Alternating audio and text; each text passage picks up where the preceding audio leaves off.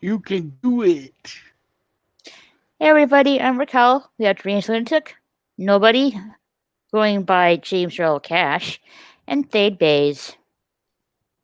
What's up, y'all? Yay! La la la la That's la. weird. It's never done that before. It put me in under my other YouTube profile. Bizarre. Wow. That is bizarre.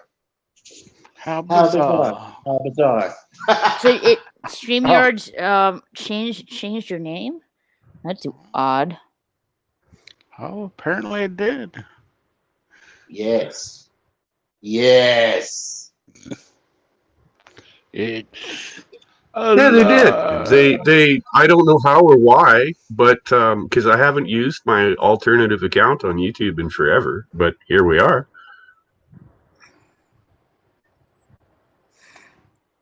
So they know now. Oh Lord. Dear Lord, Neither my neighbors channel are has much. Whatever. I don't post anything that could be even remotely considered controversial. right. I haven't. If you go through my video catalog, well, there's the one discussion with Farty von Bumstink about the state of the world. I suppose some of that could be considered a little rough, but other than that, no, they're all pretty cool videos. I remember making the first one I ever made was a music video out of a song that, believe it or not, I actually wrote in my teens and became a in the top 100 hits, but I don't think it broke much more than about 90 or so ever. But I digress. I made that when I was healing. I had been in my last motorcycle accident, was all broken up, laid out on What's the the couch. song? Catch 22 by Nick Gilder. I remember Nick Gilder.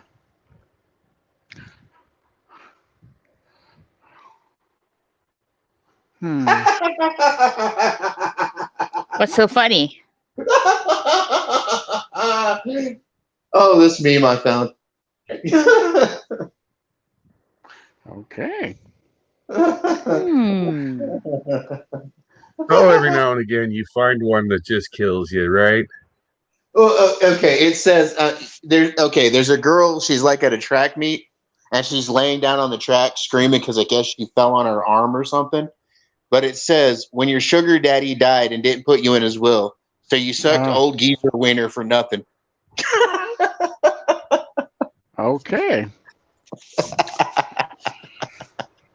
So apparently her job sucked. Oh, this fucking guy. Apparently. It's just hilarious. That's another one. It's true though. As you get older, if you get even semi-successful and people find out you got a little money, all of a sudden women start coming out of the woodwork. How about that? Hey. And then they got another one here. It's got two little kids. It's a little girl and a little boy, and she's showing him her privates, and she says, "With this, I'm going to control your life." And the little boy says, "They sell those at Arby's." Yeah. It's all right. Alrighty. Looks like two big. I've seen that exact bologna. same meme, but I've seen the same meme, but the little boy says, "But wait, that's not a Harley Davidson." Then here's another one. It says, "Heads up, guys. There's some real weirdos in this group. Someone messaged me asking for me to meet up in the woods for a naked satanic ritual, and then they didn't even show up."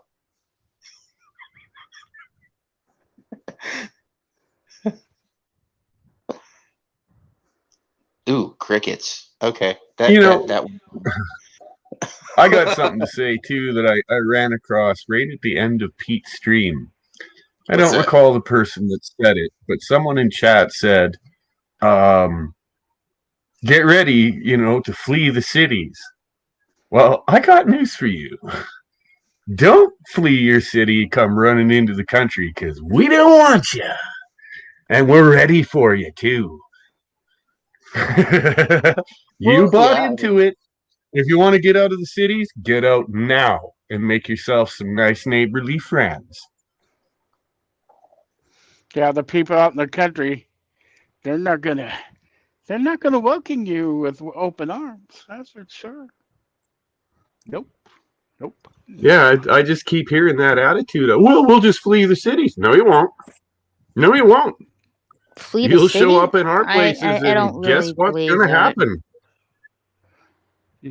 You're gonna go to the country, think you're gonna ransack somebody. Guess what?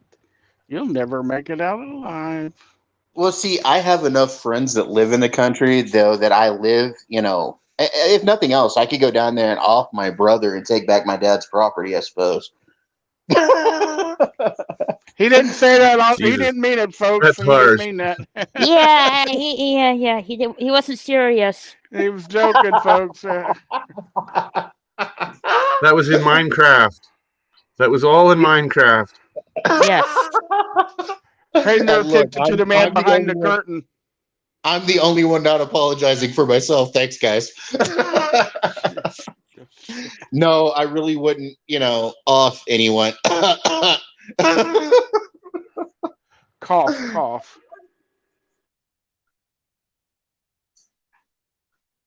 So I watched the Batman The Long Halloween Part 1 with Adam today.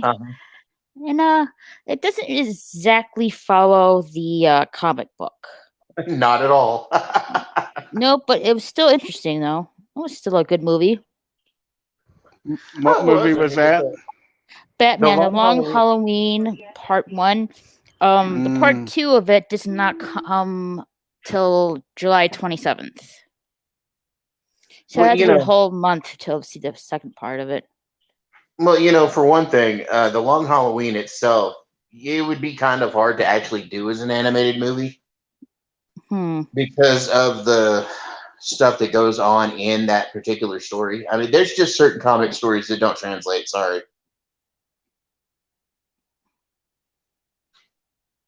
Maybe, I guess. I'm not sure, but either way, it was still a good movie to watch. I just have to wait a whole month for the second part. Yeah.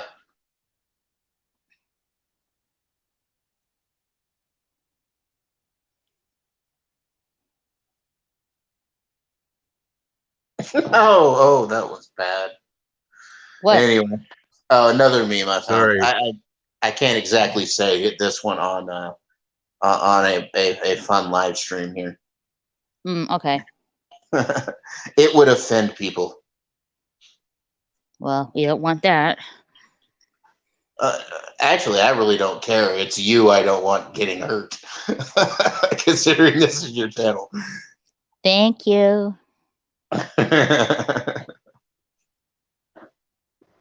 Oh, no, that's funny too. Oh, man. Okay, I'm going to have to look at those later. Anyway.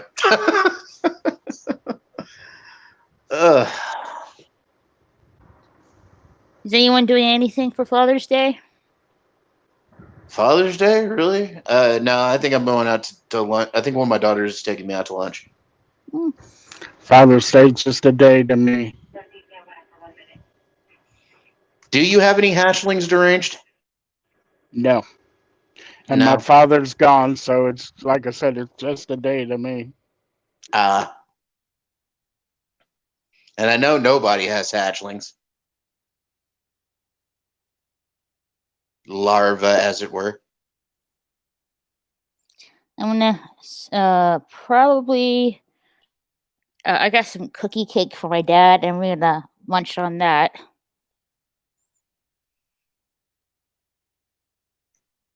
Father's Day.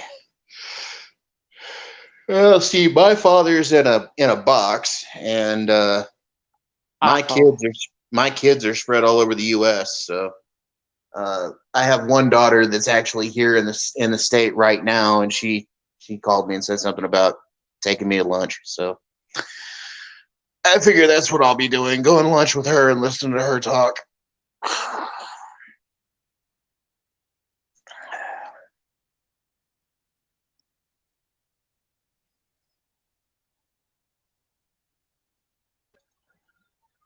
Still downloading. 49 seconds. Oh my gosh. Oh no, not seconds. At least it wasn't like 2 days. Like let's see. Like I think I told you this, Strange. But remember we streamed on D Live, and I wanted to save the live stream, which is like a 4-hour live stream. I wanted to download it onto I think it was either it was on YouTube. It took 2 days to fully download that 4-hour video onto YouTube from D Live. And I said, yeah, never again. Yeah, 1 minute video. That's all this is, and I've been farting around with it for gosh, almost an hour now, and it's still not on YouTube. Damn. Dang. At least it wasn't 2 days.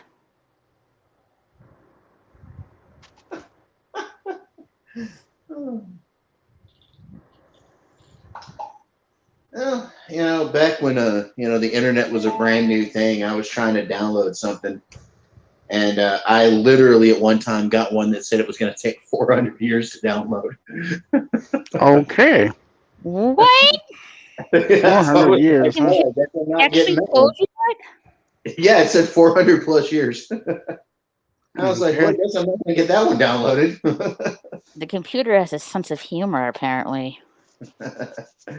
If you have a computer that doesn't have a sense of humor, then I'll show you a PC that lies. Because all computers have a sense of humor. Oh, yeah. When does your PC come in? Oh, I've got to go pick it up probably Tuesday or Wednesday. Are you going to be PC? I am never PC. Don't ever say that again. You're not going to be PC. Okay. I'm a comedian. I can't be PC.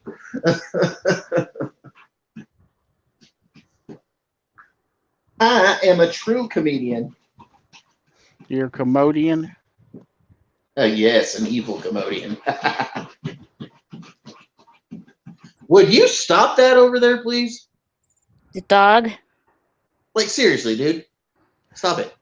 He's over there. The dog's licking himself, and he's jealous because the dog can pleasure himself.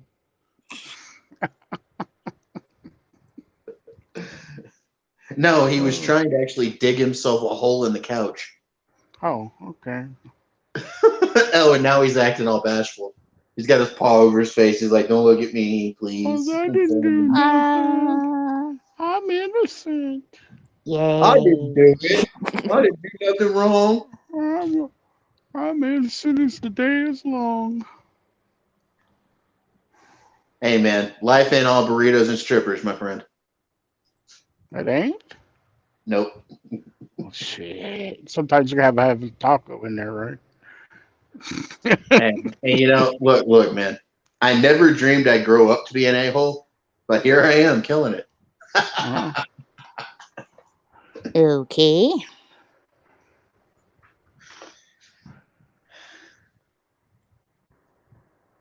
Wouldn't you like to be my neighbor? Mr. Rogers, I haven't seen that show since I was a kid. It's been a long time.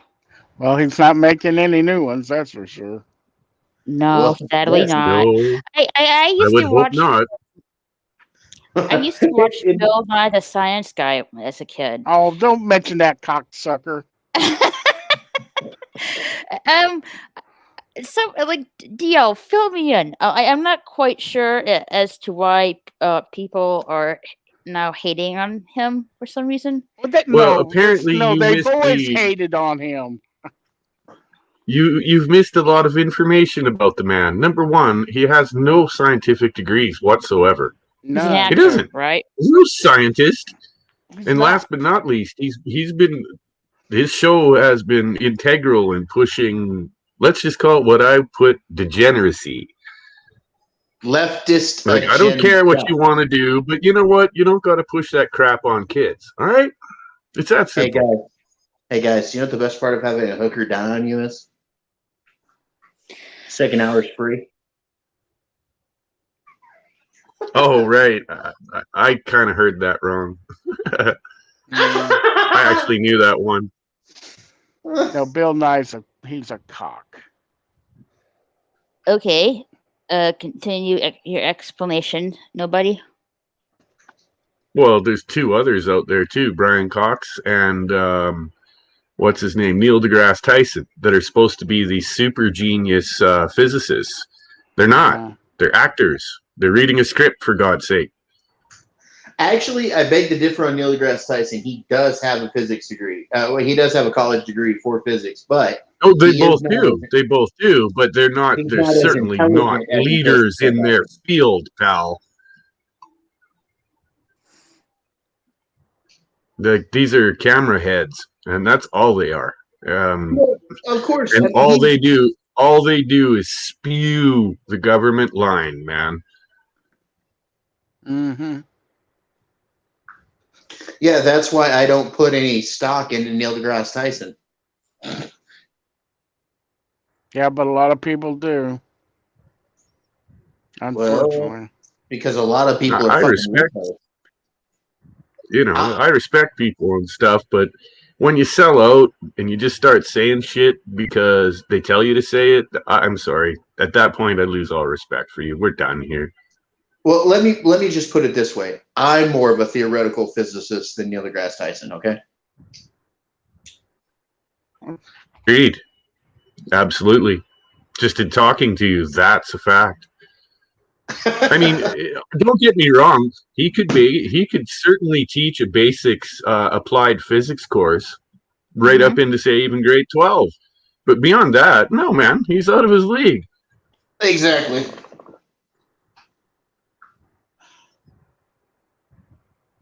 Taking my physics doctorate off the wall so I can hide it. No, anyway.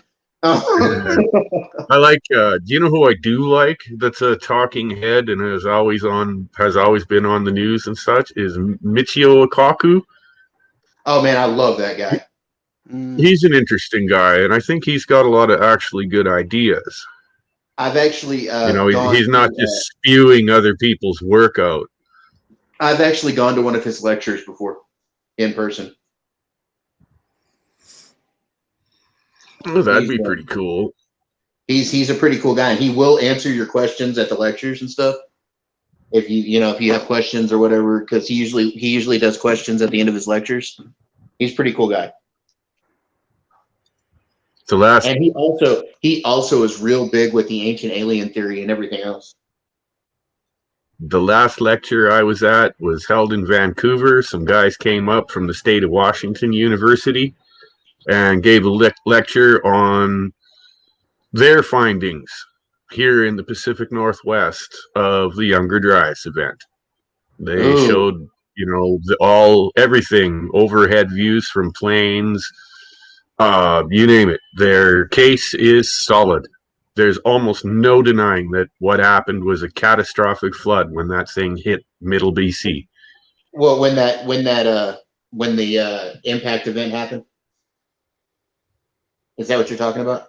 The multiple impacts? Yes. Well, there were multiple impacts during that event.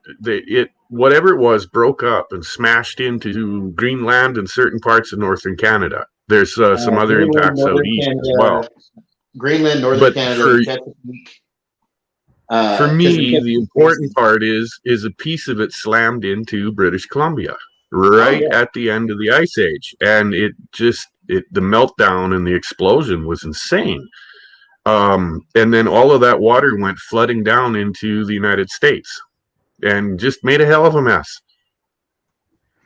Yeah, the thing is we knew about it. As a race, we knew about it. I believe we did, but I think what's funny is that science completely ignored the old native tales that said that this happened. Well, at Göbekli Tepe, there's a stone, one of the standing stelae is called the Vulture Stone, and it accurately predicts the multi-impact event during the Younger Dryas. It shows a bunch of human beings laying around, and in the sky above them is this giant rock coming out of space.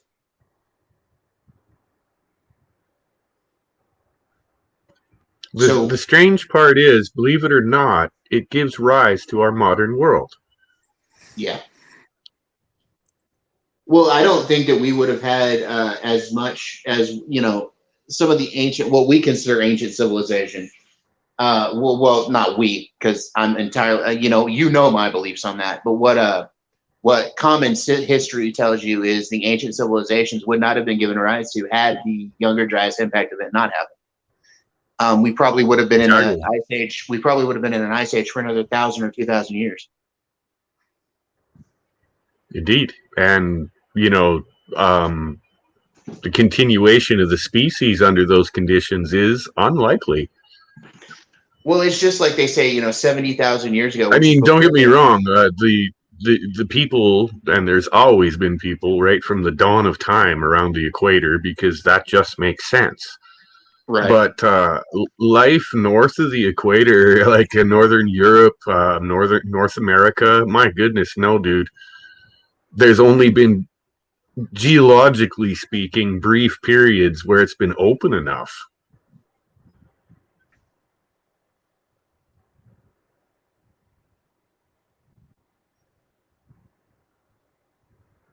Like, it's been covered in ice more than once, and for very, very long periods of time. And it's going to be again. We've discussed this earlier. It's coming. They keep talking about climate change. Well, I'll tell you what the climate change is the whole northern part of this planet's going to become uninhabitable within the next couple hundred years. Yeah, I give it about 200 years. Give or take. I mean, what's worrying me is the ice up north is like melting. That's part of the carbon cycle, though. That's not for long, Raquel. You got to see the ice cores and the data that shows these waves, these times of ice age and these times of heat, and we're at the peak of a time of heat. And in fact, the ice cores even show over the last 10 years that the temperature has been declining on Earth. Well, okay, we're on the way down. Raquel, a lot of that's propaganda too. Let me just put this to an easy way for people to understand. There's a carbon cycle on this planet. Happens every 25 to 30,000 years, and at the end of said carbon cycle, we end up having an ice age. The last ice age, however, was interrupted by the Younger Dryas impact event. So we are actually right about time for another current ice age. Ish. The carbon cycle on this planet, the only effect that humans have on the carbon cycle is we've actually delayed it somewhat, strangely enough. That being said, warming before an increase in warming before an ice age is actually a thing. It happens. Based on our sun's luminosity at the moment. Raquel, if you'll ever look at the sun, just like give it a couple seconds and don't actually look directly at it, but our star is now white instead of yellow. The reason for that is luminosity. But as a star gets brighter in luminosity, it cools and its radiation lessens. So that, again, of course, affects our planet. A lot of climatologists won't tell you, because they're trying to, of course, front an agenda, is that we are in the middle of a carbon increase, rather a carbon decrease, I'm sorry. And that, again, is also natural. It has nothing to do with what we're doing to the planet. That's kind of briefly as easy as I can explain it, to be honest. Well, as the problem is, you can see it. There's been a couple papers written, but of course, again, the mainstream environmentalists won't listen to them. The truth is that the Earth is greened up massively. Plant life has gone crazy on this planet, in the oceans and on land. And like, Jesus, out here, it's crazy, man. I can't keep up to it all. I could spend my whole time just tending to my yard if I wanted to, but I don't. It's really gone nuts. And the truth is that's because of all the damn carbon. What do plants do through photosynthesis? They take carbon and turn it into oxygen. This is what creates the greenhouse effect that they yak about, which really, again, it's basically meaningless. There's been times in the past of this earth with much higher carbon content and or much higher oxygen content. You realize that for those giant lizards to have roamed the earth back in the Jurassic and Triassic ages and whatnot, you needed the oxygen to feed those giant bodies. They couldn't live here today. There's not enough damn oxygen. And I'm not joking. Well, that's another misnomer that a lot of people don't realize, is that oxygen is not natural to this planet anyway. Originally speaking, a couple billion years ago, we had this thing called the Great Oxygenation Event that caused a lot of problems with the wildlife that was living at the time, which were mostly living in the ocean. It actually killed off a great number of the species on planet Earth because they were not used to the oxygenation of our atmosphere. Originally, our planet was not blue. Originally, the tint of our sky was actually more purple because of the particulate that was in the sky, the minerals that were in the sky at the time. Well, indeed, at the early days of this planet, the amount of volcanic activity was insane. There was stuff being spewed into the atmosphere on a regular basis, like daily. You know, it could happen again. I mean, we're already seeing Krakatoas regrown up out of the ocean. It was completely blown away a couple hundred years ago, and it's back. There's even old Mount Etna has been erupting and acting like, you know, and we got other ones in Iceland and in Hawaii that are going off, and everyone ignores this. These things have been dormant and fairly quiet for a long time, and now all of a sudden they're going off. Volcanic cycles, again, are natural to this planet. See, the human race as it stands right now, and a lot of people don't realize that there are cycles on this planet that are hostile to life. And we think that we're causing it, and we're not. It's just the way it is. It is. Of course it is. The other one that I keep hearing from people who are in the know, worrying reports about what's going on. The super volcano of North America is the Yellowstone caldera. And it's been acting up. The ground's been rising. The geysers have been acting funny. Geysers that haven't erupted in years are erupting again. Old Faithful has been off its clock. It erupts more often, quite often, and then it'll stop for a while. Funny things are happening. Hmm. Yeah, and I'm telling you, if that blows, we're talking about the end of humanity on North America. Well, we could adapt, but most of us will die.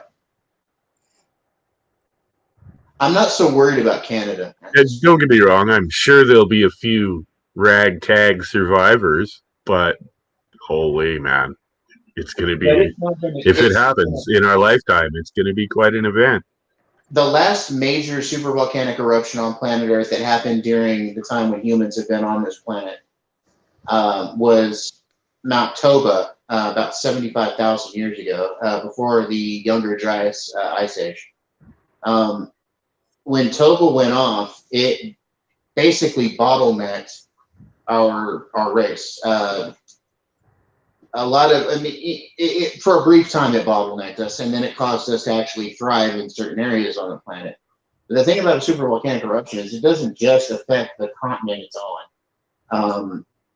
You know, it has the possibility, depending on how big of a supervolcanic explosion it is, has the possibility of causing what we would call a nuclear winter. That could last for wiping out the sun for months. For 2 to 5 years. Literally months. it could actually shut out our sun for 2 to 5 years, which would, of course, cause the death of a lot of plant life and other animals that depend on said plant life.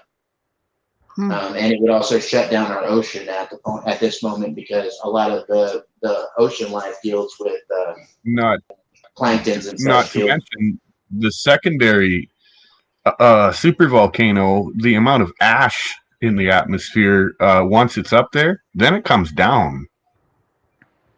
Yeah. And it ain't good.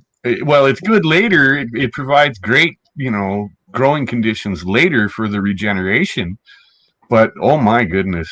Well, the eruption. I remember the eruption of a supervolcano. When I was a kid in the '80s, after Mount St. Helens blew up, we took a trip down there to check out what was left.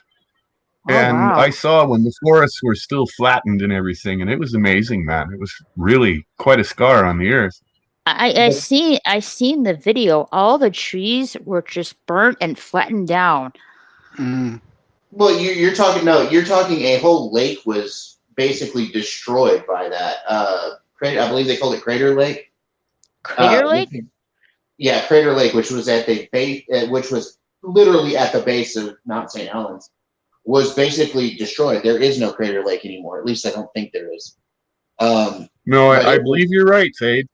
I believe Crater Lake was the one, and it evaporated basically. Well, the water evaporated, but then it was filled in with ash. There was so much ash. And see, the thing about Mount St. Helens is, yes, it was an incredibly violent eruption, but on the volcanic eruption scale, it only factored in as a 3. It was horrible.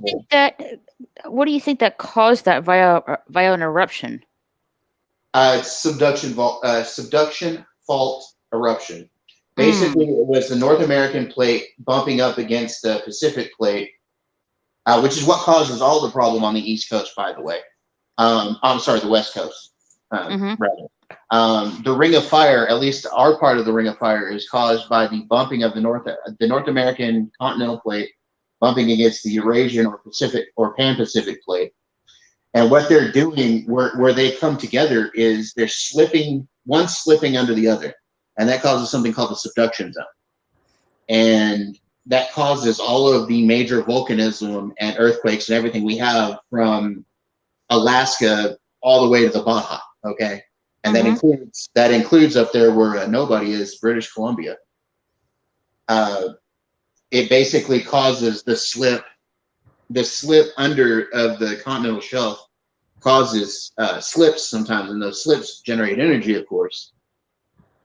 So that causes the earthquakes and the building of the magma chambers under all of these somewhat dormant volcanoes.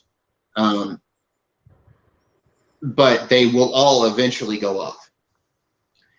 And what we're talking about with Yellowstone sits just off of the Pan-Pacific plate on top of the North American plate.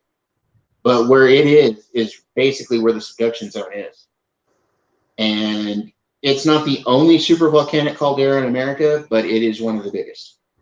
There are actually 4 supervolcanic calderas in America, and possibly a new one being slowly built on the East Coast that we're unsure of. It's theoretical at this moment, but there is some seismic problems happening out there on the East Coast at this point. And that's what's going on with that. Yeah, I heard before Mount St. Helens blew up. I think it was like some old man that refused to leave. Harry Truman was the guy's name. Harry Truman with the cats he has. He refused to leave. Well, Truman felt that that with his age that it wouldn't matter one way or the other. And he didn't want to leave his mountain. He didn't want to leave where he had lived his whole life. And honestly, I don't blame him. He went out the way he wanted to. I would have stayed. But then again, like I said, if we ever find out that Yellowstone's going to go up, I want to go stand out on the hillside across from it and watch it blow. So. Oh, those poor kitty cats. They probably never knew what hit them. It happened so fast. I'm going to just address chat for a second. Kermit, there are probably old viruses that we may not have immunities to. I know that in the Russian tundra that they have found evidence of a new form of anthrax. There also may be civilizations buried under the ice of Antarctica. And we don't know what they were doing or what technology they had or whatever. That's just in general, nobody knows because Antarctica is stuck under a 2-mile deep ice sheet. I think people know now, Fade. I'm pretty sure of it. Well, it's possible. It's possible that elements of the government knew. It's possible also that elements of the Nazi Party knew because they were down there before we took over their operations. Do I think that maybe we know a little bit? Sure, but why would our government or why would those scientists tell anybody? I mean, at this point, it's kind of academic, I suppose. Unless we find something that's important to human life at this moment, it's not going to be a major thing that they talk about. What I find interesting is that several people with seagoing vessels, a Danish crew and captain, and a Japanese crew and captain, have tried many times to approach Antarctica and land at an old whaling station on the north side near Australia. And they keep getting chased off by warships under threat. We'll sink your ass. Fuck off. Don't come back. Yeah, that's American warships, and they're defending McMurdo Station. Which, again, I think there might be something going on there, but they're not going to tell us because whatever is there probably fits whatever the powers that be are hiding at the moment. Maybe even evidence of the hidden human history, that people don't want to talk about. Which I'm pretty sure it does hide some. We do see some evidence of pyramid structures in Antarctica that stick above the ice. So I mean, it could be anything. Yeah, I've used a couple of different satellite imagery things, and a lot of it's blocked out. You go look, and it's just when I say it's a white circle, I don't mean snow. I mean it's blanked out. Well, yeah, it's because they're not going to let us see what's there at this very time in history. Because it probably does have to do with whatever is being hidden from us by the powers that be. So, some people have found some pretty cool things online on those. The one kid found that he sort of knew from his studies that there should be another city, Inca City, down there somewhere in the Amazon. So then when he goes and looks it up through GeoCities tracking, he found it. And so there you go. Like, wow. Well, another kid here in Canada, he used some satellite imagery and proved that the one lake north of him was a crater. Yeah. Well, Canada is dotted with major impact craters.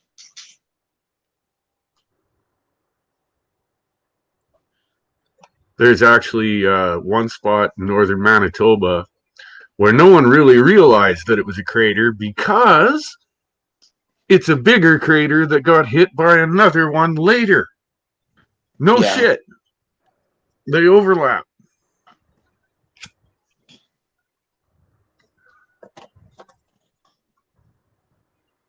I get a kick out of geology. I really do. I know it sounds really boring, but it's not. You should see some of the crazy rocks that are out here in northern BC. The beauty in some of them is just phenomenal. We have hordes and hordes of a thing called greenstone. What I wouldn't give to buy an industrial rock saw. I've got a hobby rock saw. And cut a bunch of this shit and make a bunch of walls around my cabin with it. What I find is a trifle puzzling when you speak of geology and everything. What I find is a trifle puzzling is that a lot of geologists are going quiet lately. How come? like when people, ask geologists about certain things, they just kind of they play it off game or wave it off game here lately about certain things going on, especially in the. I know too. Like geologists out here that are, geez, top of their game, and boy, you want to sit down and drink and talk to them.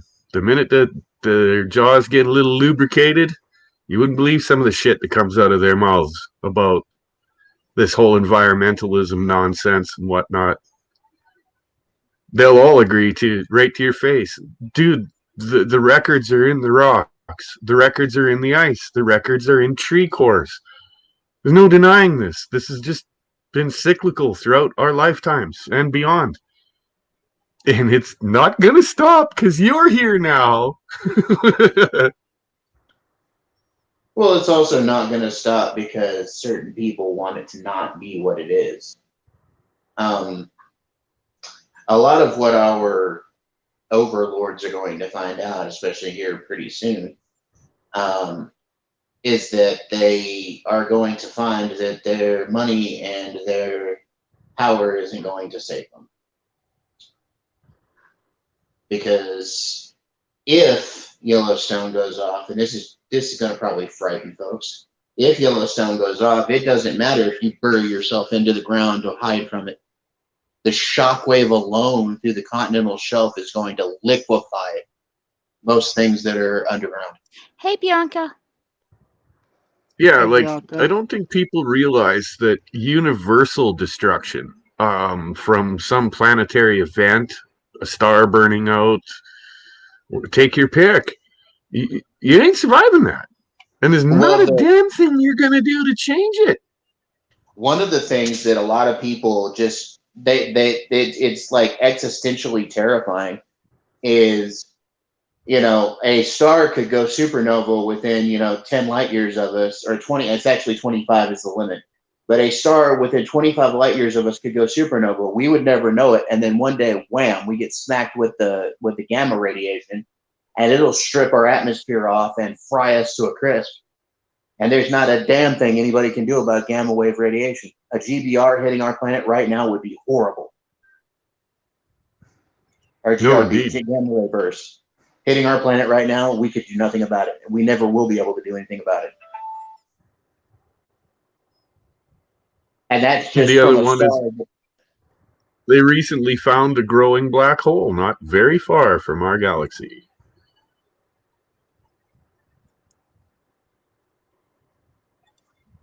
So there's that.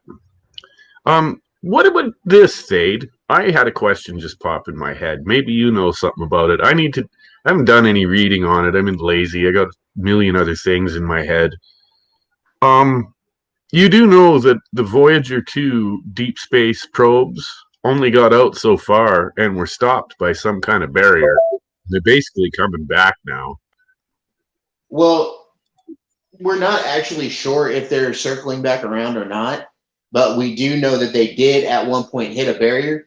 What's interesting about that is when they hit that barrier, they went out. They weren't transmitting. But then 6 months later, they started both transmitting again. So either they passed through the barrier that was causing them a problem, or they've been driven back in towards us. We won't know for another 35 years. So, I mean, if Voyager 1 and 2 just suddenly show back up again, well, there we go. Otherwise, the next planetary system that Voyager 2 will encounter is Proxima Centauri in about 150 years. So, don't know. We do know, like I said, that it shut off for a brief few months and wasn't transmitting, and they actually had given it up for dead, to be honest. But then it started retransmitting again. So, that was nice. Hey, dude, it's the Voyager thing. Well, what the assumed idea is that happened is that they hit that there is some sort of magnetic disturbance at the very extent edge of our solar system. There's some sort of magnetic interference that they No, pass I think through. you guys are going to have. Some of you younger folks will still be alive when Nomad returns pissed off looking for his creator. Well, you know, there was actually a video put out Hey, here Phil recently. Blair. Sorry, There Thade. was actually a video put out here recently that talked about step by step over the next like 250 years what the Voyager 1 and Voyager 2 will be encountering on the way out. Because, you know, we sent them in two different directions. We sent Voyager 1 one direction, we sent Voyager 2 the other direction, and our hope is that we would encounter somebody out there. Wouldn't it be something if they ended up meeting? Go around I guess. I would love to go on the beach and with a metal detector and see what I could find. Yeah. Well, the cool thing about, you know, a little treasure hunt. Yep. I'm a metal detecting lunatic. I go everywhere. My pride and joy is I have a can of those square hand wrought nails from the 1800s. They're pretty cool. Another existential problem that might cause us horrors within the next 50 or so years is the fact that we may not be able to get off our planet anymore. Well, aren't we trying to go to Mars right now? Well, yeah, but the problem is all of the satellites and other like the bits of the space, the space debris up there is causing a problem now, and we're chancing any vessels that get off of our planet getting hit just outside of the atmosphere by floating space debris. We're basically building a net around our own planet of space junk that may keep us from leaving.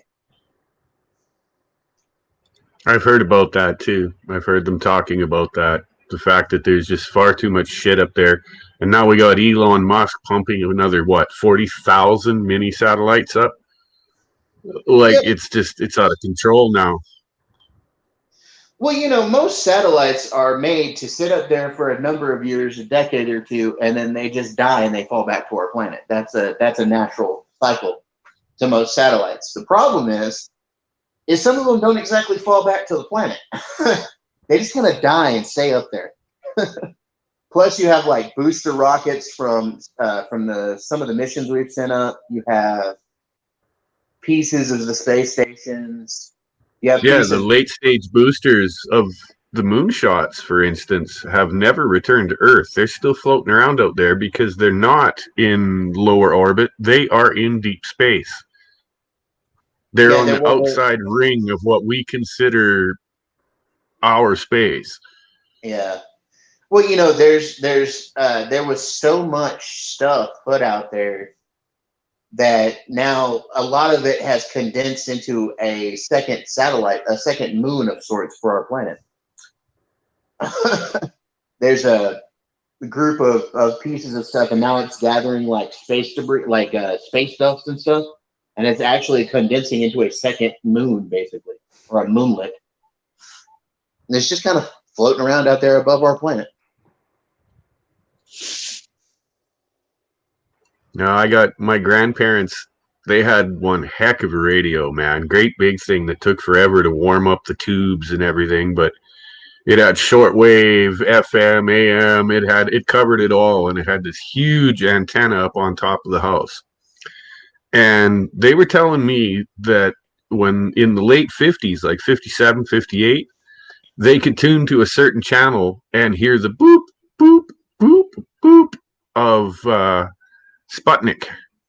Yeah. And it scared the hell out of them, man. It's still alive, which surprises me because it's been up there for 60 years. They got another one they sent up in the early 60s that has been known as the woodpecker.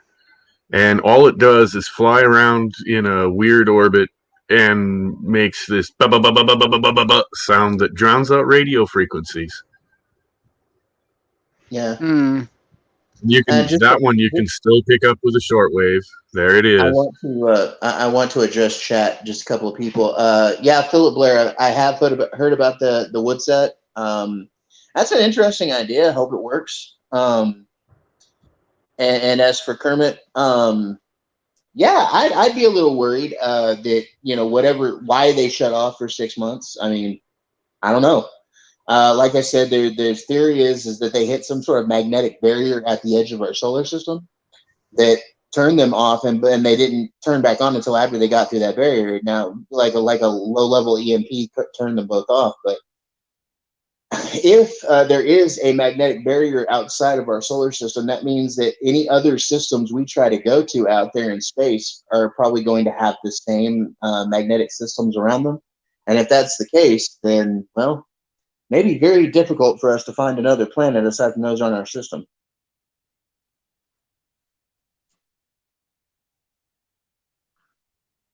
What it was like? Okay, I forgot the name of the satellite. It's the far. I think I forgot the name of the satellite, but it's the farthest one in the galaxy right now. I don't remember what it's called though. Are you meaning satellite or planet? Satellite. Let me look it up. Speaking of farthest, the farthest that have left from planet Earth have been the Voyagers. They've been the ones that have gone the farthest in our system. Now, as for other things, I mean, yeah, we've been on the regular catching strange radio bursts out of space for a couple of years now that are resonating at a certain frequency that would not be conducive to being natural. That would seem like there's a intelligence behind those frequencies. Help me out here, nobody. What would be the well, even what they call pulsars and quasars they're starting to re-question these radio signals. All right, Voyager 1. It's the farthest space probe mankind has constructed. Right, that's what we were talking about earlier. Mm-hmm. It has, and when we talk about a pulsar or a quasar, what if a civilization was powerful enough to use a star as a transmitter? Well, see, that is theorized that there are, or that we might encounter civilizations that can do that. Basically, they're using some sort of colored dust or some sort of amplifier to amplify the pulse. But the thing is to get that close to a quasar, which is basically it's for all intents and purposes, it's a radio frequency active black hole. To get that close to a quasar to affect its pulse would take something. It could defy gravity. Well, I agree, but again, regardless, it's sorry, but I've always been fascinated by those sounds. Because again, this is stuff you can pick up with your shortwave radio. You want to listen to a quasar? I can give you the coordinates and you can ring it up and there it is. Same with pulsars. What we should worry about is a thing called a magnetar. Magnetars, and of course, all of these things, quasars, pulsars, magnetars, all come from stars. But what a magnetar is, it's a neutron star that is so dense and so strong that the gravitation to it, even though it might be smaller than our moon, the gravitation to it could be, the size of a very large star. The mass density of a magnetar, if it just skirted us by, say, a couple light years, say it flowed between us and Proxima Centauri, it could disrupt both systems. Absolutely. Magnetars are dangerous, and they are free floating. They are free traveling, like rogue planets and such. They don't sit in a certain area. They just kind of travel around.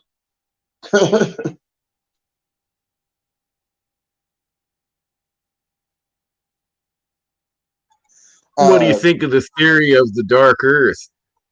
The fact that there's another Earth on the same plane, but on the other side of the sun, and due to our rotations, we never get to see each other. You ever heard that one? Gravitationally speaking, it could be possible. We don't know fully what we could expect from our star system. One major oddity about our star system that a lot of people don't think about is 98% of star systems in our galaxy are binary or trinary systems, which means there's 2 to 3 stars that are kind of like siblings. Just like our closest star system, Proxima, has 3 stars. But we don't. Nobody knows where our binary or trinary sisters went. And that's not common. Yeah, no, and that's the other one I was going to bring up is the black sun theory that we Nemesis. have a dead sister out there. The dark star, yeah. And it's possible, because we haven't even really looked out past Pluto into the Kuiper Belt. We don't know. There could actually be another star out there, but we just don't see it yet. But like you say, if it's there, we would have at least detected the light source coming from it, and we don't. But there's also another possibility of what could be out there. They're talking about a thing called a primordial black hole, which is nothing like the other 2 black holes that we know of, the supergiants or the stellar mass black holes. A primordial black hole is rather interesting. They're not as powerful, but they can do like weird shit. Movement. Their movement. I think this is what I was talking about is earlier. I don't remember what article I read or whatever, but they discovered a small black hole near us. Yeah. And that could be the dark star you're talking about. Here's the theory. And I'm just going to throw this out there. What if our twin or our binary to our star died? Not so much a supernova, but what if it just collapsed in on itself? What if it just died? That's kind of what I was saying, dead. There's also things called brown dwarfs, which are failed stars. Basically, they never gained enough mass to fully ignite into a star, and they're assuming that maybe Jupiter might be one of these brown dwarfs because it's so I big. would utterly agree with that. That's one big ass planet, and it's all gaseous, just about. Like we don't really even know what's at the core of that sucker. And it's massive. Well, that's a storm. That's a ginormous storm that's been going on for 400 years, but it's actually dying. Really? The Great Red Spot is dying. It's slowing down. So, that being said, nobody. All we would have to do to gain another star in this system is to shove enough mass into Jupiter to get it to ignite. Yep. And there's been some people talking about if the sun is dying, there's really, can't we feed it like Mercury? The planet Mercury. Yeah, I know. And just to address chat, yes, a Oumuamua, very interesting thing. What's a Oumuamua? It was a object that came out of interstellar space and traveled through our solar system. That was not a part of our star system. It traveled through, but it did some really weird shit as it was traveling through. Most of the time, when a rock comes out of deep space or interstellar space, it travels in, gets grabbed by our gravity, slingshots around the sun, and leaves. It basically gets shot out the other side. Oumuamua stopped, or rather slowed down. It didn't quite stop, but it slowed down before it got close to our sun. It was kind of like it was like, I don't know, watching us for a minute. It stopped for a second to check things out. Yeah. And then it sped up again and left. But it left to the north of the galactic plane, which is really weird. It didn't come in and arc out through the galactic disk. It shot out to above the galactic plane, which is weird. Well, Like it's not we look like at sci-fi and we always have these imaginary, beautiful ships that are really quite fragile. Think about it. Interstellar space would be done best by building a ship out of a small moon or something, man. A big, big chunk of rock. Oh yeah. But anyway, what I was going to say to Philip in the chat is, what do you think about a Momoa? Do you think it was a visitor? Do you think it was just a rock? What is your opinion? Feel free to give your opinion. I've heard logical opinion about it being just it hitting a weird spot for gravity wise, which is what slowed it down, and then it just got picked up and shot out once it still kind of crept past that. I don't know how to describe it. A little like a magnetic flux slowdown. Like if you drop a magnet through a copper pipe, it'll go very slowly, right? Right. But when it comes out the other side, it gains momentum and out she goes. Right. And that's kind of how it was explained to me. However, do I believe that? No, I don't. I believe this honestly, somebody slowed down, had a good look around, scanned the whole goddamn place, and left. Well, I honestly think that I don't believe it was. If it was a probe, I don't believe it was a manned probe. I don't believe that there was actually anything living on it. I think it was just a probe. Kind of like we sent Voyager out. I think it was just a probe sent through just to maybe monitor us, see what's going on over here. Because technically, if you really want to look at it like by an American point of view, the planet Earth is kind of out in the boonies from a galactic standpoint. We're all the way out here on the outskirts of our galaxy. We're kind of lonely out here. If there's other civilizations, depending on how old they are, they may be closer in towards the center of the galaxy, or as close as you can get due to the radiation. But we're just kind of out here in the middle of nowhere. So what if they were just trying to find out if their country cousins were still alive? You know what I'm saying? Exactly, right? Go out there and find out if they ain't killed themselves yet. Well, that was always my hope with the aliens, was that, they were a nearby planet that had been keeping an eyeball on humanity and trying to keep us stupid hillbillies from annihilating the planet and ourselves. Well, that anybody who comes through with a probe is definitely going to record the fact that there's major nuclear radiation on planet Earth, and that there's also major nuclear radiation on Mars. They're going to note that we have at least reached the atomic barrier. Now the next barrier we need to surpass is the sublight barrier, or rather the faster than light barrier, which may or may not happen ever. Of course, now since they found this new particle called the muon, they're saying that there may actually be a fifth fundamental force in nature beyond the atomic, weak and strong atomic force, gravity, and whatever. That being said, our whole idea of physics as a race, the human idea of physics may be completely out the damn window.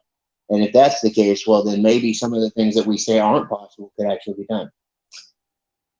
We're kind of at an interesting precipice right now with physics theory on this planet, because a lot of it's up in the air because of things that we're finding. We found the Higgs boson, the God particle, we found the muon, and now we're going, maybe we were wrong.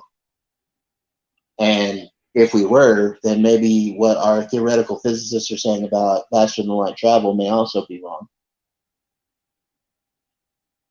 Because as it stands, they say that we will never reach faster than light barrier. More than that, because I disagree with that. Here's how I've always looked at space travel. If we need a technology that can literally fold space. If you take a piece of paper, this is how you can tell a genius from your average dummy. Draw a dot on each half of the piece of paper, and ask them what's the shortest distance between that. And 99.9% of the people you ask will draw a line between those two dots. That 0.1% of the people will fold the paper in half and bring the dots together. Right. You get what I mean? And the only physicist that ever worked on what would be considered a full space generator was Alcubierre. He came up with the idea of the Alcubierre warp drive, which is technically a full space generator. The thing is that physics speaking, folding space is not easy. I mean, it would work theoretically, but in practice, maybe not. It would take a drastic... Well, that depends. Let's get down to some serious theory about all of this. Is there other dimensions? Perhaps we don't need to fold space. Perhaps we only need to step through one dimension into another, skip a little ways distance, pop out, and we've already covered God knows how many trillions of light years. Which is technically the idea behind faster than light travel in Star Wars. They drop into another... they drop into what they call the hyperspace dimension, and then they pop out of it, basically. It's like a shadow of regular space. Also, in Warhammer 40k, they have a thing called the Warp, which is another place that they travel through to get where they need to go. And yes, these theoretically are possible. The thing is it's going to take a shit ton of energy to be able to do that. To cross a dimensional plane is not really right now possible. I'm not saying it won't be possible. In fact, I completely agree. Maybe we need to hop dimensionally, and maybe that's what they're really doing with a Large Hadron Collider, trying to figure out how to dimensionally travel rather than light space travel. Right, because let's be honest, the idea of spacecraft, really, I think that's not how it's being done by other races throughout the universe. I just don't. I believe some of them can just literally step in a portal and walk out somewhere else. I think the possibility of what was a theoretical thing put forth by Einstein and another theoretical physicist was the things called Einstein-Rosen gates, which we call wormholes. I think that if we learn how to travel by wormholes, we'll be good.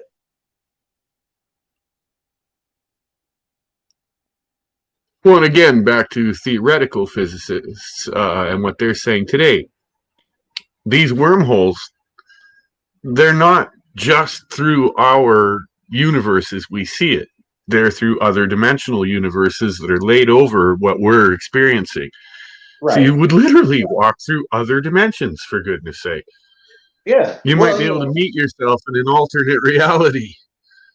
Well, even the head of the CERN project there in Sweden, the Large Hadron Collider, even he said, yeah, well, we could possibly open a portal to another dimension. Let's see if we can. Oh, dude, they did something. Some things really got weird. This whole Mandela effect that everyone's talking about, there's actually something to that. Well, yeah. I've been alive long enough that I can tell you some things. The first one that really picks my ass, I watched Star Wars in 1977. I was 11 years old. I saw that movie 36 fucking times that summer, okay? Me and my friends, dissected that movie carefully. Not once did anyone mention a spare parts silver leg on C-3PO that now suddenly exists. I know. Trust me, brother, I know all about it. The Mandela, okay, there's a theory that says that the 2012 thing did happen. Because we started noticing Mandela effects really fully after 2012, sorry. There's some people that say that when the 2020, the end of the Aztec calendar or whatever, actually happened, and that we shifted sideways into another dimensional space. Like all of us. Which is close, but no cigar.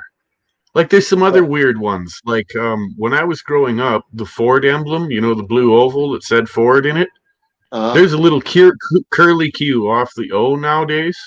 That was never there when I was a kid. It wasn't there when I was a kid either. It wasn't there when I was a kid either, nobody. There's a lot of different shit. And like I remember the supposed Shaq, the movie that they say was never made, where it was either Shaquille O'Neal or some other guy did a genie or whatever. They say that movie. Oh yeah, the genie one, dude. I remember that movie. But I remember that do. I believe I had it on videotape, cassette tape, and my kids watched it. Yeah, I remember that movie. So I mean, do I think that when they booted up CERN that they maybe fucked something up? Possibly. You know, what if they shunted our whole planet into another dimensional space? Why not? It sounds crazy, but something happened. That's for damn sure. And things sure got weird after that. Look at the world today. I do not recognize it. I can't believe that there are people out there actually chanting and screaming and pumping their fists, wanting communism. Are you kidding me? Exactly. Some goofy shit going on there. If you'd have told me that when I was growing up, we'd laughed you out of the neighborhood, man. No way. Forget it. You're crazy. Yeah. Yeah, something definitely took the wrong turn at Albuquerque a few years back. You know what I'm saying? Albuquerque. Well, you know, just to be Bugs Bunny about it, I took the wrong turn at Albuquerque. You know what I'm saying? But yeah. I love that clip. It's funny. It's more than one clip. I've seen the original cartoon that it appears in, and it's believe it or not, it's a World War II banned cartoon because he ends up in Japan and says that for the very first time. Took a wrong turn at Albuquerque. Do you remember, and it becomes a thing later, but nevertheless, that one's never shown again. Nobody. Do you remember the one where he's on the plane and it has the gremlin on the plane? Yeah, the gremlins from the Kremlin? Hell yes. No. There was a Bugs Bunny cartoon episode. Yeah, no, and there's a little gremlin, and he even sings a song, you know. Yeah. And they're beating on that bomb. Let me give it a whack. Yeah. Maybe. Can you imagine smacking a bomb with a mallet? No. Well, you know what's funny? There's a brilliant plaid. If it's a nuke, it won't go off. Nukes are actually impact proof. What causes a nuke to trigger is that they're set to go off at a certain atmospheric pressure. The older ones. The new ones, they can also be set off remotely just through an electronic. Here's the code, fire it, let it go. So they can do an atmospheric boost or a ground burst or whatever they want to do. Yeah. The real horror is an atmospheric burst. It is. That's the dangerous one. It's not the one that hits the ground. Oh, yeah.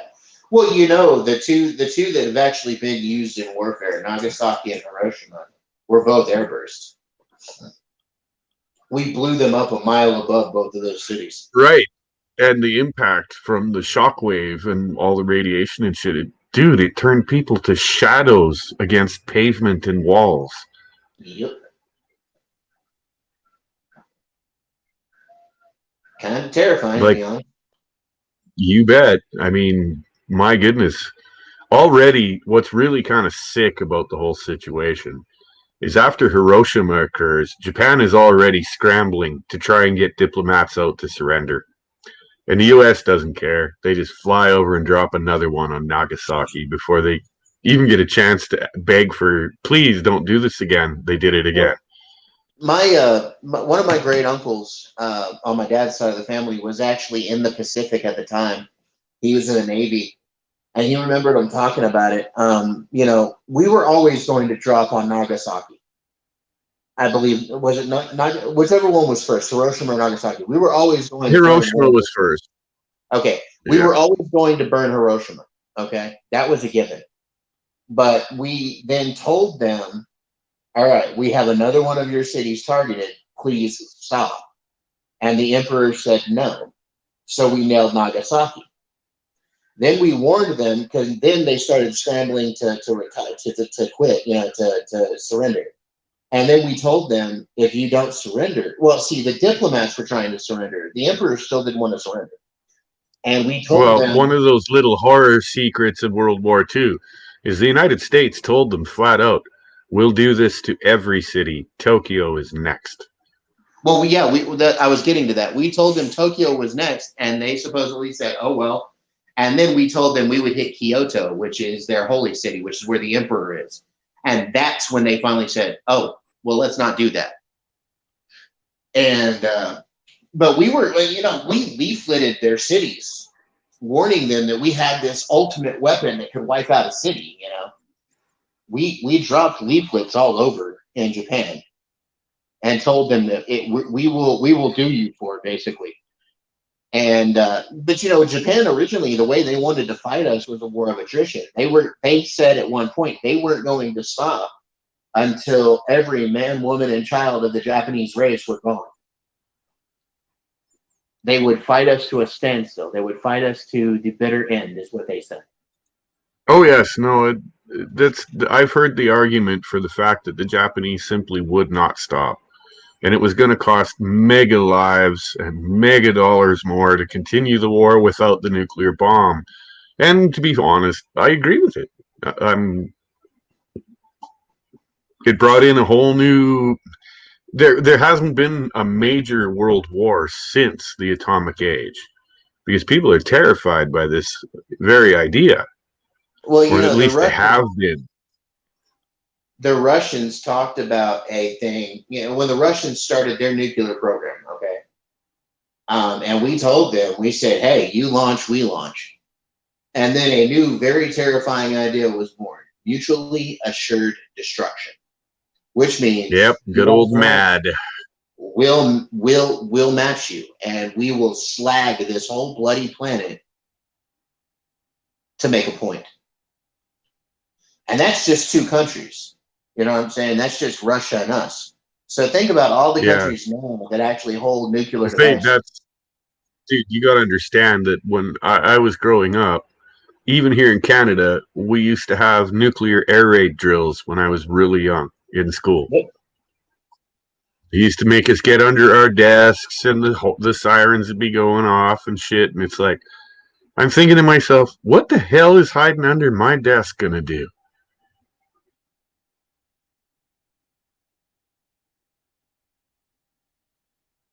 Well, and that's the thing. But yeah, us kids grew up with... all the nuclear drill was basically ostriches sticking their head in the sand, okay? Indeed. And, we grew up, literally, dude, I can remember waking up in cold sweats in the middle of the night dreaming about nuclear assured destruction. Like, oh my God. Well, we were all scared to death of it. Because, Jesus, when we got the film of their big one, Tsar Bomba, that was horrifying, dude. Yeah. Like, really, like, that's actually... They could lay waste to the entire eastern seaboard with a single bomb. Well, and that's still, even today, the biggest nuclear device ever detonated on the planet Earth was Tsar Bomba. Scary.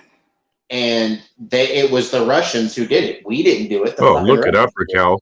It is scary. It's the most frightening nuclear explosion you'll ever see. There is footage of it out there.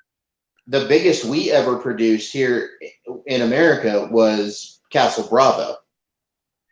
And we actually blew up Castle Bravo, I believe, on an island north of you guys, actually. Wasn't it? Nobody? Just northwest of me. Yeah, it wasn't northwest of me, out in the Pacific. Yeah, they blew up an island out there. They put a bunch of warships around it too, to see what would happen. Well, and it blew that fleet away. They did that at Bikini too, which is down in the South Pacific. But I'm talking about Castle Bravo. We actually blew up there near Canada. And I'm talking about that. They also put a bunch of ships around that site too. And they put buildings on the island, and they set everything up like a good test and let her go. And it annihilated everything. Jesus, it damn near took the island out. Yeah. Well, there were people living on Bikini Atoll down there in the South Pacific, one of the first islands we ever did that to. And they are Yeah. still they those people had to be relocated. They still can't go back to Bikini Atoll because it's still it's still radioactive. Actually, I recently saw a video where they are It's- starting to go back to Bikini and finding that nature's taken over. It's cleaning up. It's habitable. It's the same thing with Chernobyl. Chernobyl's got some weird shit going on right now, though. Like the animals are weird. But see, here's something that a lot of people don't realize, Raquel. When Chernobyl went up, it didn't just spread fallout around Pripyat. It didn't just spread fallout around Russia. It spread fallout as far as northern UK. The radioactive fallout. Oh yeah, no, dude. The Norwegians, the Finns, Canada. We were all taking in these readings in and it wasn't just in the atmosphere; it was dropping out of the sky. And the thing about it is since '86, I believe, is when Chernobyl happened. Since '86, along that line in the northern hemisphere, the rates of breast cancer in women have gone up. The rates of cancer in the cancer in men has gone up. And that was all caused by what Chernobyl did. We don't realize. And then we turn around, and just a few years ago, right through the same area, the same belt in the northern hemisphere, Japan, Fukushima blows up. Yep. We don't realize just how much damage that is the one spot, the one thing I will agree to that humanity has done to this planet. We have put so much uranium-235 into the atmosphere that we have dramatically altered the way this planet works. Nukes were not supposed to ever be exploded on Earth, obviously. And in fact, when we tested the first one, the Trinity experiment there at Alamogordo in New Mexico, those scientists willfully set off that bomb, not knowing whether it would chain react with the atmosphere or not and turn us into another star. They just did it. They were like, well, there is this theory that we could end up igniting our atmosphere and burning us all to death, planet-wide. That's exactly right. But sure, let's believe it or not. And even a lot of people. What's his name there? Oppenheimer was horrified by the idea that they were actually going to try this. Yeah, well, you know what he said right before they lit it, right? You know what he's been attributed. Oh yes, I am become death, destroyer of worlds. Destroyer of worlds. Because he knew that they were using his theories, his and Einstein's theories, to possibly kill everybody. And the thing is they willfully set this thing off, knowing that there could be a chain reaction. Hey, Darius. Hey, Raquel. Hey, how are you doing? What's up, Dave? Mr. Darius. That call my new buddy. Darius, brother. Good to see you all. How you doing? We're just talking about some nuclear terrifying ideas. I heard that. Terrifying. Yeah, but we were never meant to cross the nuclear barrier on this planet. Like, that is the one spot where I will agree with environmentalists saying that we kind of fucked the dog on putting all the uranium-235 into the atmosphere. But, I guess you just got to look at it one way or the other. We set the first one off not knowing what it would do, whether it would destroy us or not. But hey, let's just play the game, let's just do it, And in fact, during the Trinity test, when the cities north of the bombing site first mentioned they saw the mushroom cloud, we lied to them in the newspapers. We told them, "Oh no, it's a regular bomb. Don't worry about it." Oh, and not only that, but prior to that actual final Trinity test, I've heard rumors that there was an accident pissing around with trying to get a chain reaction in a lab that blew a facility right off the face of the planet. Well, I don't know about that, but I do know that there was a nuclear accident that happened over there that irradiated a bunch of guys. They dropped basically a brick of neutronium or something of that nature into the matrix of this generator. And the guy actually reached for the brick to pull it out, and he irradiated himself, but also irradiated like 4 or 5 other people at the same time.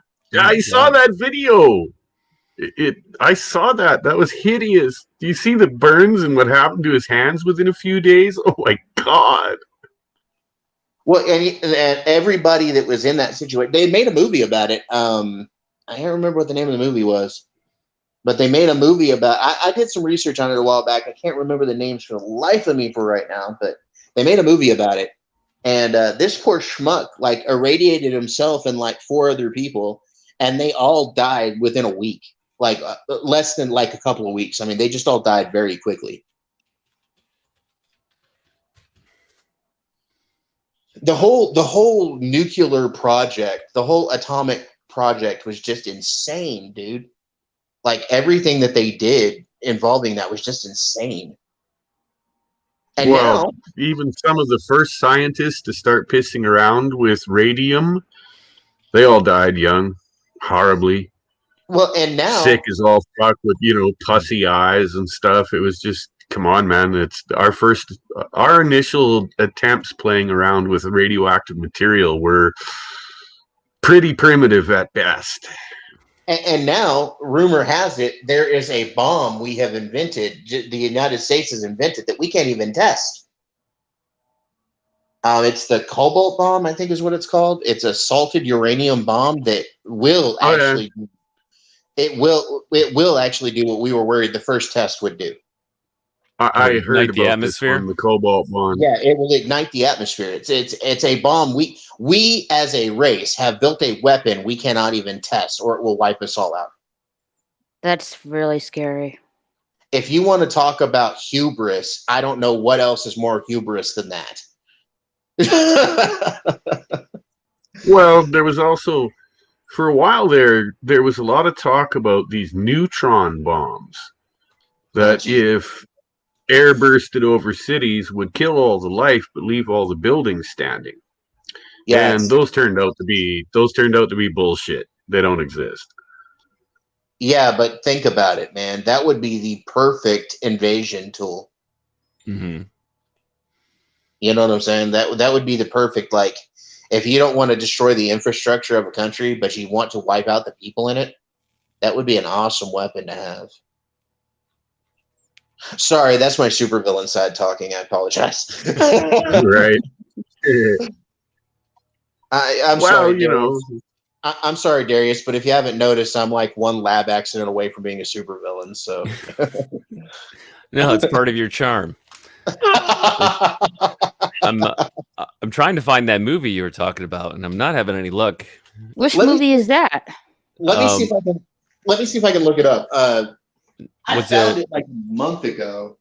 Was the guy's name Harry Daghlian? I believe so, but I'm not. Hold on, let me see if I can find it. Let me see if it's still in my history real quick. Okay, because I looked up movie man irradiates self-nuclear material, and then I found like just a blurb on some forum about him. Oh, 75 there's years been ago. 2 incidences. There was one where he's right. There was a radiation leak that killed a bunch of folks. Mm-hmm. And then there's another one floating around that's fairly recent about a Asian scientist that didn't realize that the machine was still on in a particle accelerator when he reached in and irradiated his head and his hands. And he lived through it. Oh, yeah. I think I heard about that. And did they check up on him? Oh, yeah. No, I mean, the sad part is if you look at all the fail safes that were in place, nothing worked. He took the whole shot, man, and didn't realize it until it was too late. He walked out of there thinking no big deal. Yeah. And a couple days later, his hand starts swelling up and turning black and melting. Well, I've got a result here. It says the most radioactive man in history, Hisashi Ochi. Yeah, maybe Ochi. Yeah, it's Sachi. That's him. Yeah, he's the one that looked into the damn reactor while it was going. Why would he do that? Dude radioactively baked his brains, bro. Oh Well, yeah, no, he didn't. at the He Tokai didn't Mura know. nuclear power plant. If you watch the whole thing, it was a chain of unfortunate events. They were told the damn thing was shut off. Okay, like it wasn't functioning, and he walked in to do some adjustments on it and was doing this, and then someone else noticed that. Oh my god, the fucking thing's still on. Okay, So they're guys. about to slam all these emergency doors and everything, and none of them fucking went off. None of them did anything. So they ended up guys. running in radiation suits and grabbing him, and saying, "Get the fuck out of here." And yeah, poor guy got just cooked, and he lived through it. Mm. Just to address chat, yes, supposedly, now we don't know concrete for sure. Yes, supposedly they did build one of these cobalt bombs, but it's never been tested. Nor will it ever be, probably, because I hope these scientists have brains in their fucking heads. As for the accident I was talking about, yes, you're right, Darius. It was Harry Daglin, and it was a thing called the Demon Core incident. He dropped. Just reading this off of the paper I had saved. It said scientist Terry Daglin suffered a fatal radiation poisoning and died 25 days later after accidentally dropping a tungsten carbide brick onto a sphere of plutonium, which was later nicknamed the Demon Core. The brick acted as a neutron reflector, bringing the mass to criticality. This was the first known criticality accident causing a fatality. But it wasn't just him he killed. He actually was responsible for one other death, I believe. Hold on, let me get that. Yeah, tungsten As soon carbide. as you I've said got rings Demon made out of Core, that. as soon as you said Demon Core, I knew what you were talking about. Yes. The other physicist was Louis Slotin. He was also involved with the whole Demon Core event. Well, Kermit the Frog, if you're wondering where you guys hearing this stuff, it's always good to have friends in science, if you know what I mean. Some of us are somewhat educated. As for where I've heard a lot of this stuff, Kermit, I teach myself things every day, and I look into and research and study things all the time. I basically am a theoretical physicist, but without the actual college degree. Take the time to go down that rabbit hole. That's all I can say. The books you laughed at when you were a kid, pick them up again and restudy them. Well, like stupid duck and things cover, like trigonometry, geometry. Oh yeah. Basic physics to start with, and then start stepping it up. And trust me, you're gonna learn more and more and more. I still got to learn calculus. I took it for like a week. Oh, calculus is a mother. Yeah, well, I took it in for like a week in college, and just because I placed into it, and I'd been through pre-calc, and I don't know, I think it was because I was working full time, and I could never seem to take more than 3 classes while working full time.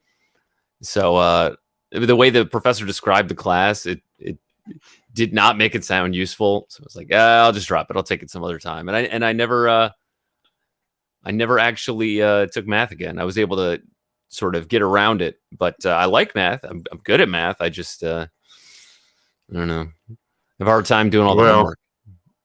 My 3 big ones. I have I'll drop it on you. I have a PhD in Old English literature. Oh, you had a PhD? There's a killer. Yeah. I also have a master's degree in military history. Whoa. I do not have a PhD. I'm currently working on my doctorate. I have a master's degree in theoretical physics. I have a master's degree in historical, ancient. What Fade was saying about teaching yourself some stuff, I didn't go after the degrees or anything or any of the formal education. I just went back and started studying physics and theoretical physics again. because I had dropped it, and we went from there. There's one more that I also dropped because at the time the changes were being made, and one of my teachers said, "This is a dead-end field. I don't suggest you follow it." And that field was psychology. Huh. Anyway, as to what I was finishing with my degrees, sorry, I wasn't quite done there, nobody. I have a degree in theoretical. I have a master's in theoretical physics. I have a master's in ancient and medieval history, and I have a graduate's degree in forensics and pathology. But I plan on working on my PhD in theoretical physics when I get the chance to go to the college I want to go to. The movie that was involved that involved the Demon Court incident is a movie called Fat Man and Little Boy with Paul Newman. Okay, I wasn't sure. It was one of the results that came up. Yeah, it was. It's Paul Newman, John Cusack, Bonnie Bedelia, and Laura Dern. Worth a watch. Yeah, it's actually a pretty good movie. It talks about. I mean, there is a whole lot of historical alliteration taken with it. Basically, like some of the stuff is kind of like the time period is off. You know what I'm saying? But Right. the story is basically there.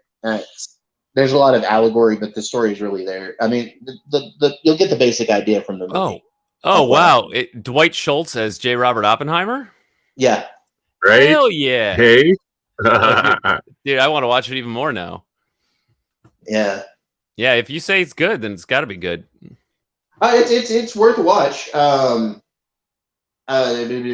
is it? John Cusack, I believe, plays one of the guys that got hurt by the Demon Court. If I'm not wrong, let me look. Yeah, Michael Merriman. Michael Merriman, which is based on one of the men I mentioned, which was Louis Slotin. He plays basically one of the guys that was killed by it. But yeah, it's an older movie. It's like from the 80s, but it's worth a watch. 89. Oh, dude, and Paul Newman's character. I know that guy. Well, I don't know him, but I know of him. General Leslie R. Groves. Leslie Groves. Yeah, I know about that guy. Dude, this movie looks legit. I really want to see that now. It talks about a lot of what happened during the Manhattan Project and all the accidents and stuff that went on. Yeah, no, it's one of those movies that I saw as a kid because it was made before my time. It was made before I was born. But nevertheless, it was a gooder. It was a hell of a movie. It wasn't made before you were born. It was made in 89. But it was based on 89. I'm thinking of a different movie then from the 50s. There was a similar movie made in the 50s, dude. There is a movie. Regardless, another one that's really cool that scared the living crap out of me when I was like 12 or so. Have you guys ever seen the Andromeda Strain? Yes. From the 70s? That is one creepy ass movie, man. The whole thing. My dad is a big fan of that movie, and every time I look up lists of like the top science fiction films of all time, it's always on the list. So I've been meaning to go back and watch it from the beginning. Well, you know that book was actually the book that movie was based on is actually written by the same guy who wrote Jurassic Park. Yeah, Michael Crichton. Michael Crichton. Really? Yeah. I did not know that. Yeah, I forget about that. Michael Crichton actually was responsible for three different sci-fi movies storylines. He was responsible for Jurassic Park. He was responsible for Andromeda Strain. And he was also responsible for a movie called Timeline. Oh yeah, Timeline. Forgot about that. And he wrote Westworld as a film. So I think he directed Westworld. Yeah, but what a lot of people don't realize is the one science fiction author. There's two science fiction authors that have been responsible for a lot of the sci-fi movies that we have that we know of, that a lot of people know of. Is Philip K. Dick the other one? Philip K. Dick was one of them. Yeah, and the other one was Harlan Ellison. Oh yeah, okay. I know some of the Star Trek episodes that he wrote. There's three of them. There's Harlan Ellison, Philip K. Dick, and Richard. He was the one who wrote I Am Legend. Matheson. Matheson. Okay. So Richard Matheson, Philip K. Dick, and Harlan Ellison were responsible for a lot of the sci-fi movies that we see these days. I'm a big fan of Philip K. Dick. Philip K. Dick, of course, wrote the book that later became the movie Blade Runner, which was Do Androids Dream of Electric Sheep? Yes, I've read that one. He also wrote Make Room, which was Soylent Green. Oh, wow. Okay. He also wrote The Man in the High Castle. The Man in the High Castle, which I've also read. He also wrote Total Recall, which he wrote. His story was called We'll Remember It For You Wholesale. Right. I haven't read that one yet. Yeah, I love The Android's Dream of Electric Sheep. That one's so cool. Did he write Minority Report? Yes. It was just called The Minority Report. And I think he wrote Paycheck too, didn't he? Yeah. And then, of course, Richard Matheson was responsible for I Am Legend, which was actually made into 3 different movies. Yeah. Last Man on Earth, which had Vincent Price. The Omega Man, of course, Charlton Heston. And then I Am Legend with Will Smith. Right. I can remember reading those stories. They were just short stories in magazines like science fiction, whatever. Isaac Asimov's he had an annual for years when I was a kid. Yep. Sorry. I took a really, really big hit off this pipe and it's killing me. I actually met Asimov briefly in the late 80s. He was awesome. An interesting individual. That's incredible. He was an interesting individual. I met him I used to go to a lot of book signings and stuff because I've always been really big with science fiction and stuff like that. In fact, I did my English thesis on Frank Herbert, who wrote the Dune series. I've only read the first book in the Dune series, but I loved it. Okay, the thing I will tell you about the Dune series, read what Frank Herbert himself actually wrote.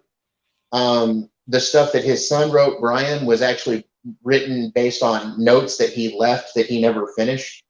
Right. But Brian didn't write on his own. He wrote with Kevin J. Anderson, and they altered things a little bit from the original notes by Frank Herbert.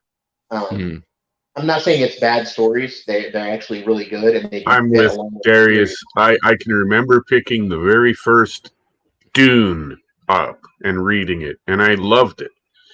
And the first movie they put out of it with Sting in it was a pile of crap. The David Lynch movie? I never looked at that series again. Well, David Lynch wasn't happy with it either because he wanted it to be 3 hours, and the studio said no, 2 hours, not a minute longer. And so Dino De Laurentiis went around him and edited it down to 2 hours. So Lynch wanted his name taken off, but he's still upset about it. Yeah, did you know that Lynch eventually did put out his long version of that version of Dune? No, I didn't know that. I got it on DVD, and it's way better. The long version, the director's cut. It's the long. They call it Dune, the long version. It actually makes sense. But one of my favorite versions of Dune is back in the early 2000s, late 90s, early 2000s. The Sci-Fi Channel put out a miniseries based on the first novel. And then they did a second miniseries based on the second and the third book. You know, it's funny. I've only seen the first one of that too. Yeah, the Sci-Fi Channel version of Dune is actually closer to the books than anything ever written. Anything ever put on film. Now, Denis Villeneuve, I believe his name is putting out the first part of his version of Dune this year. And from the early scenes I've seen out of it, and from the early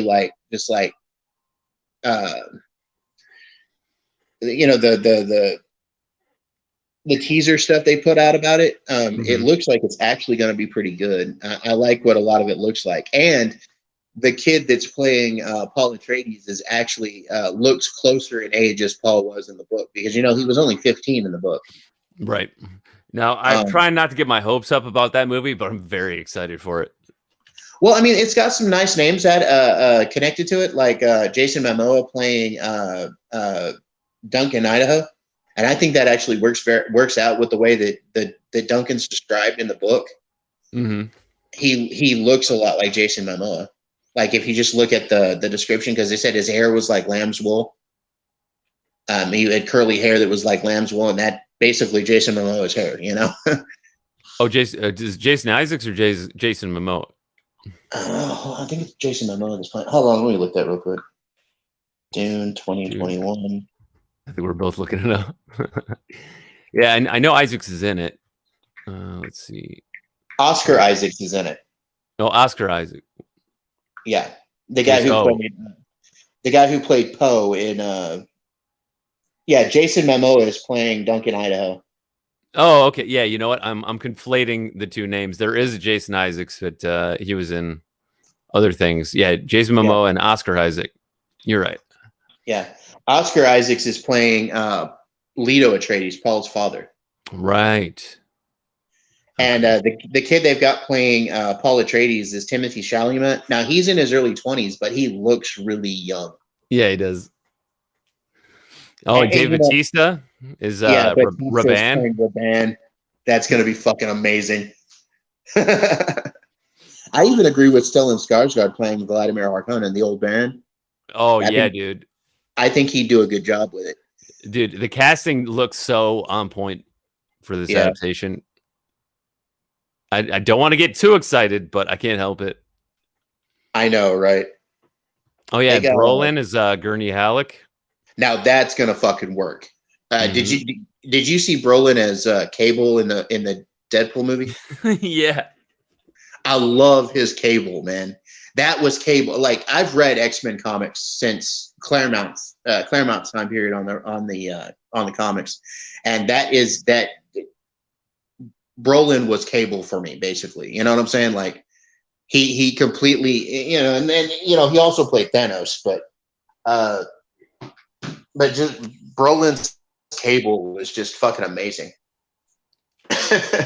He had that gruff old soldier kind of attitude, Right. And they even made a joke, of course, a meta joke about him being Thanos.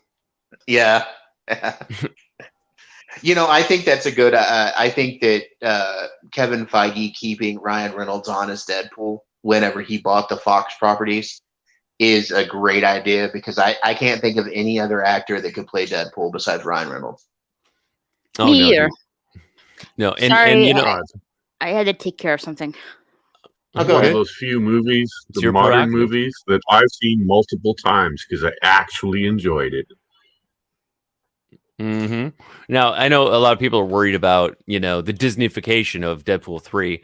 But, I've heard some like theoretical plot lines that would totally work, where because Deadpool is kind of a meta character, and he's self-aware, and he breaks the fourth wall, that if they involve the multiverse, which we know that Disney's going to bring in. Right. They've already started with Loki. Loki's already brought in the multiverse. Right. And although we thought they were going to backdoor it with WandaVision, but they really didn't. And even with that disappointment on WandaVision, I still liked WandaVision. It was actually a pretty good show, in my opinion. I have not seen it yet. I think I liked a majority of it. I did find the ending to be kind of flat, but the craft was great, and like the setups and payoffs for a lot of it were really good. The only thing I was disappointed with was the Quicksilver thing, and even at that, I wasn't all that disappointed in it. Really, it was a red herring. Yeah, and well, and just to say this, a lot of shows kind of need that kind of thing to keep themselves kind of on the ball, really. Keep them guessing, you know what I'm saying? Keep your fans guessing. Now, do I think that paid off? Well, no, but it could have been worse. Just saying. So the best plot idea I've heard for Deadpool 3 is that Deadpool finds like a hole in the multiverse, or he just makes his own. And he comes out into the real world and meets up with Hugh Jackman, who doesn't want anything to do with him, and recruits Hugh Jackman in his adventure in order to stop I don't know, Thanos or someone with the Infinity Gauntlet. But the real meat of it was that's a great idea, right? Because Hugh Jackman said he didn't want to play Wolverine again, and Ryan Reynolds has been trying to get him to do it. And so, jumping out of the Marvel, or well, the Fox Marvel Cinematic Universe in the real world to grab him would just be. I mean, tell me that wouldn't be awesome. That'd be funny. Definitely be funny. I want your opinion on that, Darius. Who do you think could actually play? I mean, they're obviously going to recast most of the X-Men characters. Who do you think besides Jackman could play Wolverine? Well, that is a hot question. But it's a hard question. I've heard the number one theory I've heard is the one guy from Supernatural, one of the brothers. You talking about the older brother, Jensen Ackles? No, I'm not sure. I've never really watched Supernatural, but my friends that like it tell me that I should. I probably like it. I'd probably like it a lot. I barely watched it because I love that old Impala. It's a very long series. I mean, you're in for it for 15 seasons, but it's worth it. It's a worthwhile show to watch. There are some slow moments, but then again, every show that lasts that long has slow moments. But I watched the whole series, and in the end, it pays off. I will say that the very end of the series is just like that. That was the first and one of the few TV series that I actually have watched all the way through that I enjoyed, that actually paid off in a way that I thought it should at the end. Cool. So, yeah, I have to take a block of time, and set it aside and just binge watch it. It's worth it, but you're looking at over 300 episodes though, so be aware. It's a very long time. Yeah. Okay, so I know it's slightly off topic, but in there, when I was a little boy, my parents had a 1967 Impala SS with a 327 in it, all black, 2-door fastback. Was a beautiful car. And every time that's what drew me to that whole damn movie, or that whole series, was that stupid 4-door they were running around in because it was closed. Anyway, Darius, my idea for Wolverine, one of the people I would like to see play him would be Tom Hardy. Okay, I Does looked he up play Venom list. though? Yeah, but Venom's not quite in the MCU just yet. Right. Now there's talks that they might or Sony Marvel. Yeah, that's Sony Spider-Verse basically. Now there are talks that say they might drag the Sonyverse into the MCU eventually, especially with this whole multiverse thing, but we don't know. Right, but if they brought like the original Fox Marvel licensed universe into the MCU, then you'd have a problem with the Human Torch, right? Because it's the same actor as Captain America. Obviously, I don't think they would do that, but Chris Evans. Yeah, Chris Evans, yeah. and Fox already kind of like soft rebooted their own continuity anyway. When they, yeah. So where who's the guy that starts up the Sentinel program? Trask? Yes. Yeah, Boulevard Trask. He was played by like dramatically different actors both times. Yeah, he was played by a black guy originally. Mm-hmm. And then Peter Dinklage the second time. I like Peter Dinklage's Trask though. Yeah, no, he was good. It's just like they're clearly, redoing the continuity anew. Yeah. Even though some of the original actor, several of the original actors, went back in time to encounter the first class actors. That really was like a branching timeline. But even it wasn't just a branching timeline of events. Some of the same characters, at least by name, got all new ages, all new actors.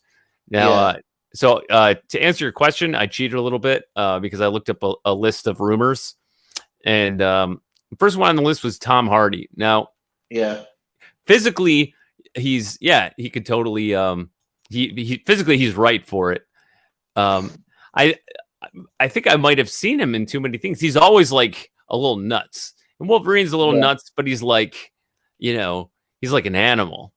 Yeah, and I think it could work. I think the closest to Logan that I have seen Tom Hardy play there was a movie called Lawless, where he was with Shia LaBeouf and can't remember the other guy, but they all three play brothers that are. It's based on a true story. They play brothers that were moonshiners in West Virginia. Oh, I have seen that. Yeah. Someone told me to watch it. That is the closest I've seen Tom Hardy come to playing Logan. You know what? I wouldn't even have thought of that, but yeah, his character. Yeah. Just the legend that they had about him and the fact that he walked to the fucking hospital with his throat cut. I mean. Oh, yeah. Dude, and you think for sure that he's dead. Yeah. But he lives. And then you find out it's based on a true story. Yeah, those brothers were actually real people. They were. It was just an interesting storyline, and he really did die the way they talked about in the movie at the very end. Mm-hmm. He walked off and fucking basically fell into the lake and got pneumonia and died.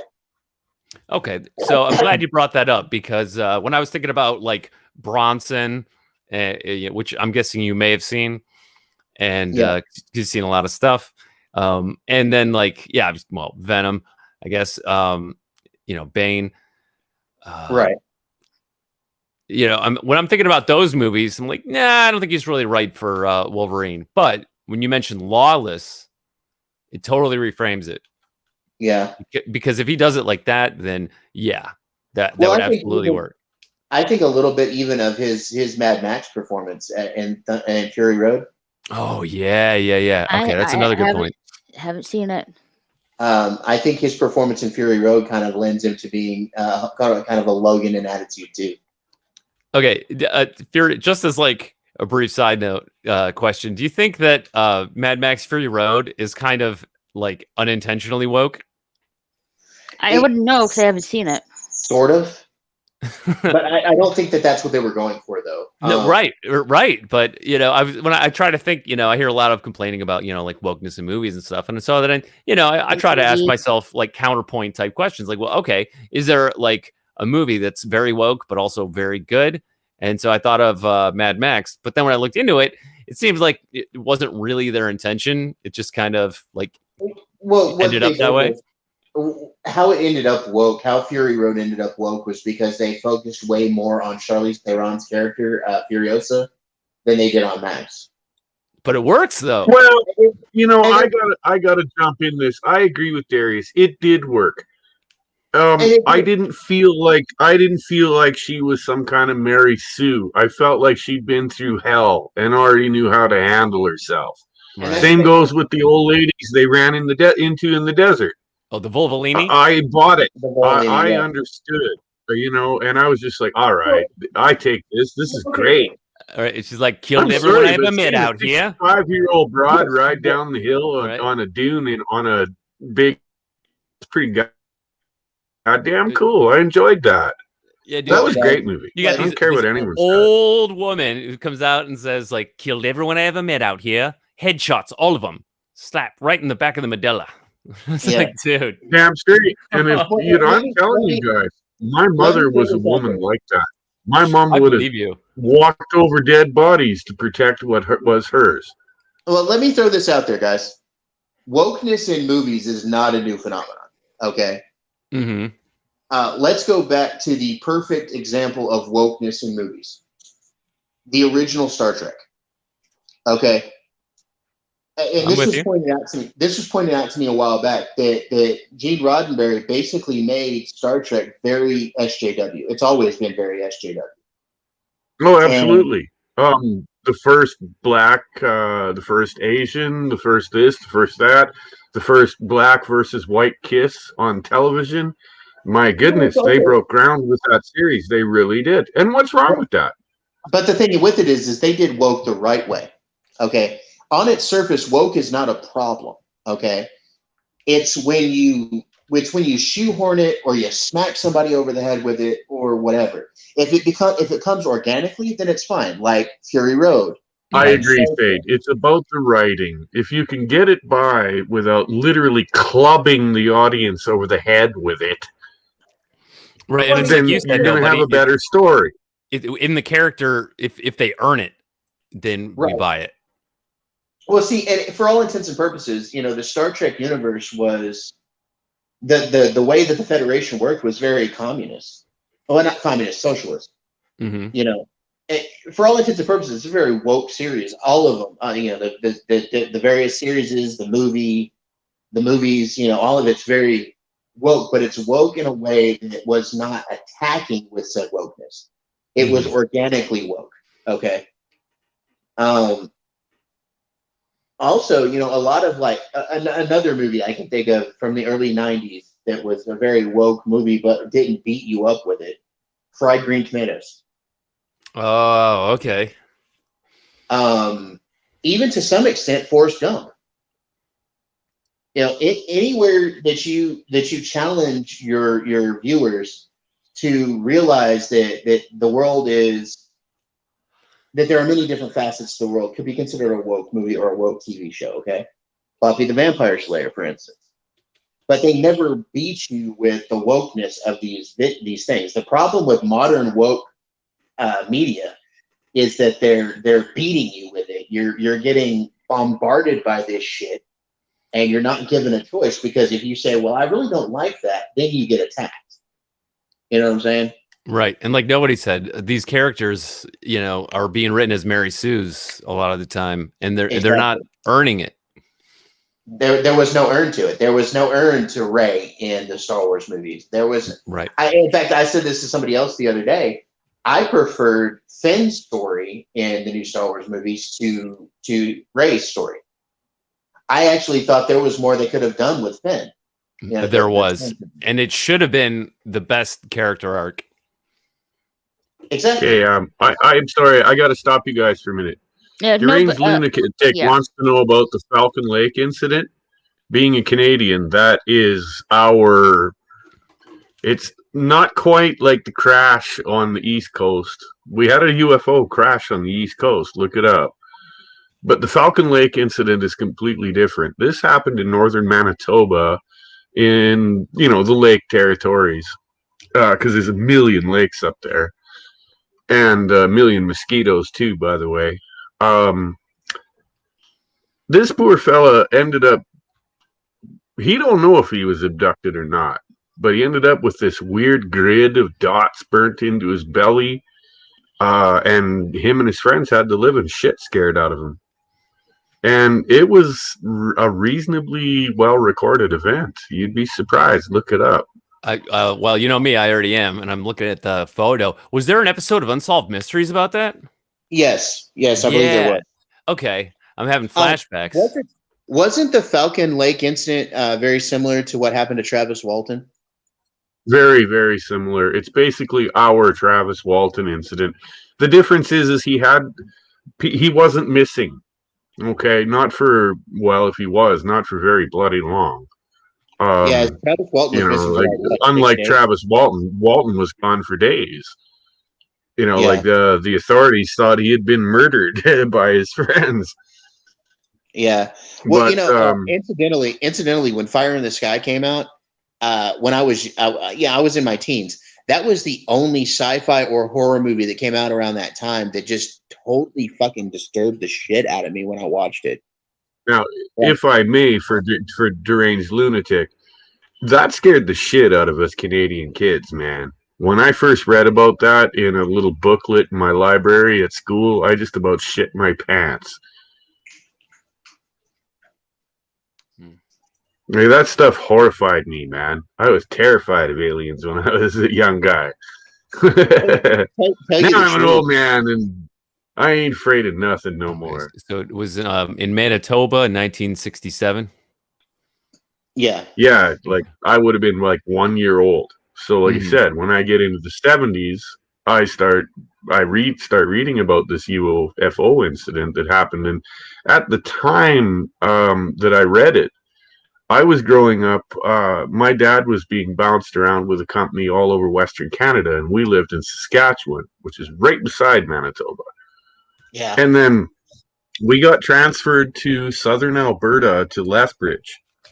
And if you look Lethbridge up under the UFO thing, you'll find that there's been a horde of sightings down there. And that's the first time I ever saw anything that I could not explain in the sky. I was just a kid, and we were coming home from a camping trip. It's like Sunday night. We got to get home, school and work the next day. You know what I mean? And there's this big orange thing hanging over the city, for Christ's sake. And a whole bunch of people saw it and reported it to the papers.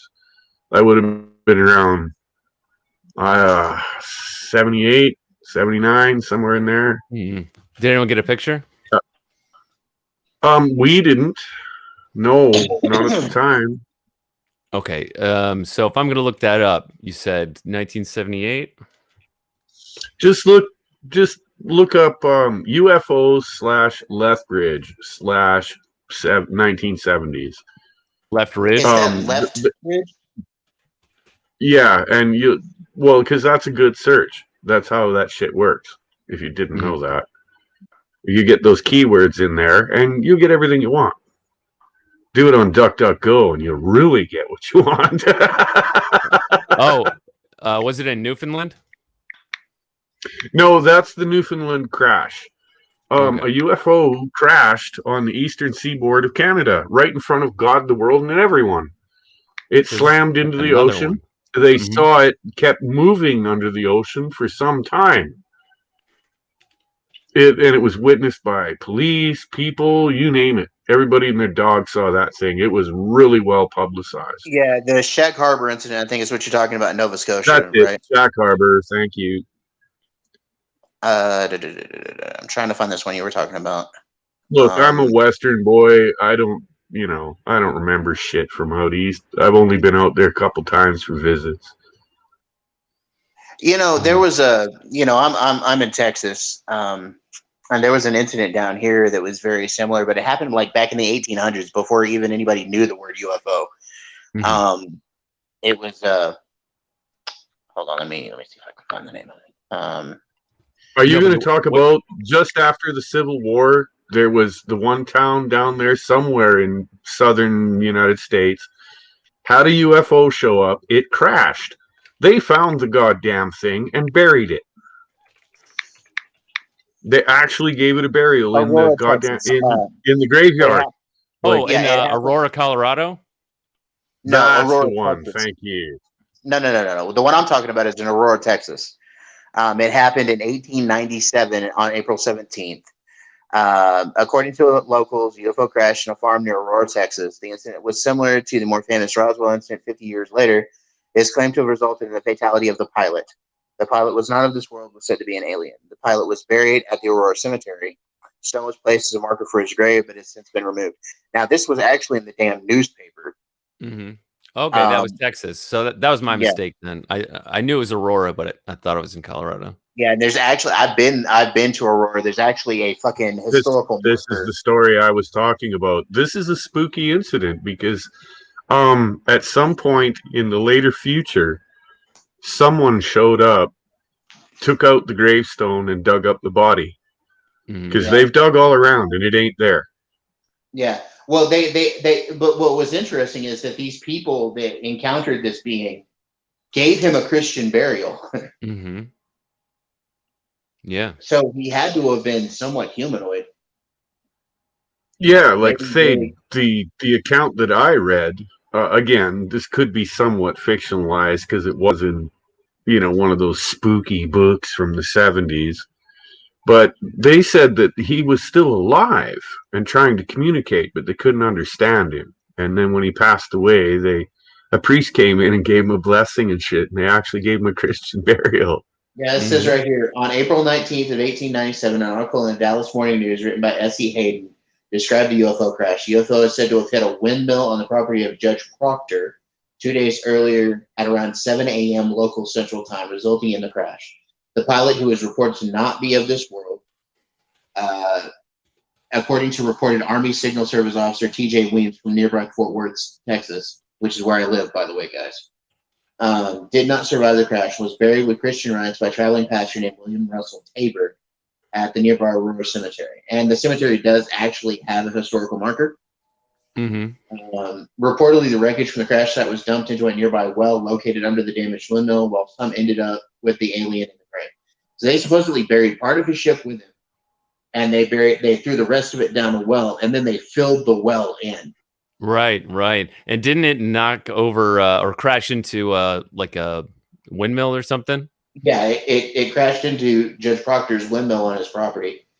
Adding to the mystery was the story of Mr. Brawley Oates, who purchased Judge Proctor's property around 1935. Oates cleaned out the debris from their well in order to use it as a water source, but later developed an extreme severe case of arthritis, also possibly radiation poisoning, which he claimed to be a result of the contaminated water from the wreckage dumped into the well.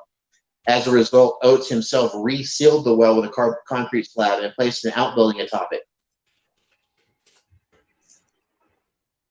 Yeah, and it's crazy. I don't know if it was the first time, but I just heard about that like 2 days ago. Yeah, and it was funny. It was all over our newspapers down here in Texas. So several of the Texas newspapers reported it, and they reported it.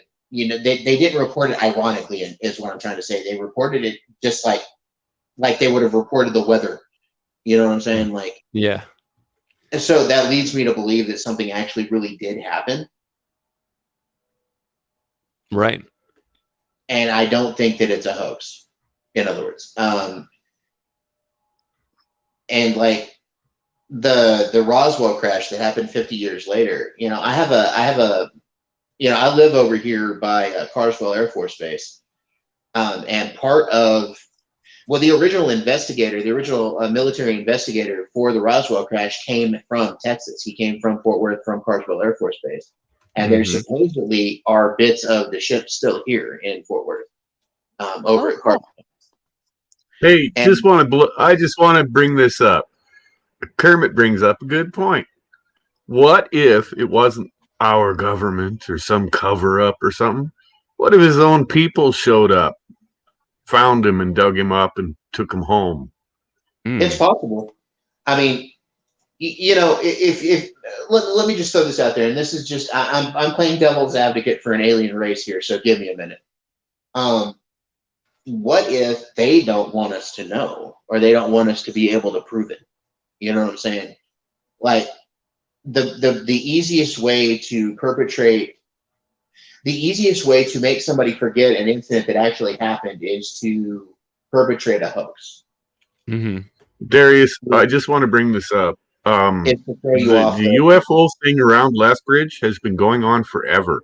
Like right back into the 60s. It's a hot spot for some reason. The only thing around Lethbridge is coal mines. There's nothing of any real value other than that whole town is set up on agriculture and beef. And see, I'm not kidding you. That's another place where we can correlate this whole alien, the whole alien incidences around the world, especially in the U.S. A lot of them happen in areas like that. A lot of them had, like, you know, Roswell. It was a farming community. Up there, Lethbridge, you know, there's a lot of mines and stuff. A lot of the incidences in America North America happen in very, very lightly populated areas.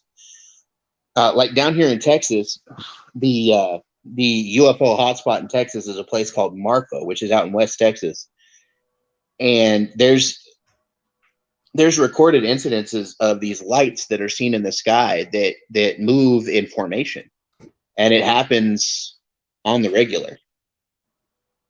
So what I'm thinking, what I'm trying to correlate here is, what do you think? Would it make sense to say that maybe what they're looking for, or maybe what they're here to do, has to do with those mines or with the middle of nowhere? Well, again, let's go back to some of what's that old kook's name that wrote all those books? I can't think of his name offhand. Zachariah Sitchin. But he was saying that. Thank you, Zachariah Sitchin. As soon as I said kook, you picked up on it, didn't you? Well, because I do think he was a kook. We talk about aliens and mining. That's the first thing that comes up, because he made the claim that the aliens wanted gold. Well, not just gold, but other things that you can't get anywhere else. I don't necessarily think Sitchin was a kook. I think that maybe some of the stuff he was talking about was true, but that he... I think you're right. I agree with you, Thade. I do. I think he had quite a few things right, but he fucked up a lot of other stuff, man. He was so full of shit, his eyes were brown. But again, you also have the stuff that Eric von Daniken did, And I actually believe that Eric Von Daniken wasn't wrong. Well, So- dude, I want to throw one at you. I was lucky enough due to some military things we were doing. I had to do some work in Venezuela. When they took me out of Venezuela, they took me to Peru for some R&R. And I took the time to go out to those sites he was talking about. And this so-called, this is granitite, is almost impossible. Bullshit. It's soft stone. You can scratch it with a penknife, for Christ's sake. So don't give me that. It's almost impossible to carve. That's crap. The man was a lunatic. And he lied about a lot of shit, dude. Who's Sitchin? Yeah, well, both of them did. Von Daniken and Sitchin. Like I said, I stood there. I'm looking at these H blocks. I reach out with my goddamn penknife and scratch right into it. It's soft as butter. Well, I'm not saying anyone could have chiseled that shit out. Why would you do it? Okay, I get. Why on earth would you make that shit? Why would you do this in the middle of fucking nowhere? The question I have, you know, a lot of what he said made sense, but don't lie to me about how hard the stone is, that it's almost impossible to carve, because it's not. A lot of what I'm looking at with that particular area that you're talking about there in Peru is not so much that the stone is hard and that's what caused the problem. What I'm talking about is the fucking precision to the carvings. The fact is that shit dovetails real easy. Okay. And a lot of those blocks are too precise for that. I agree. But at the same time, dude, I was there on a mission for myself.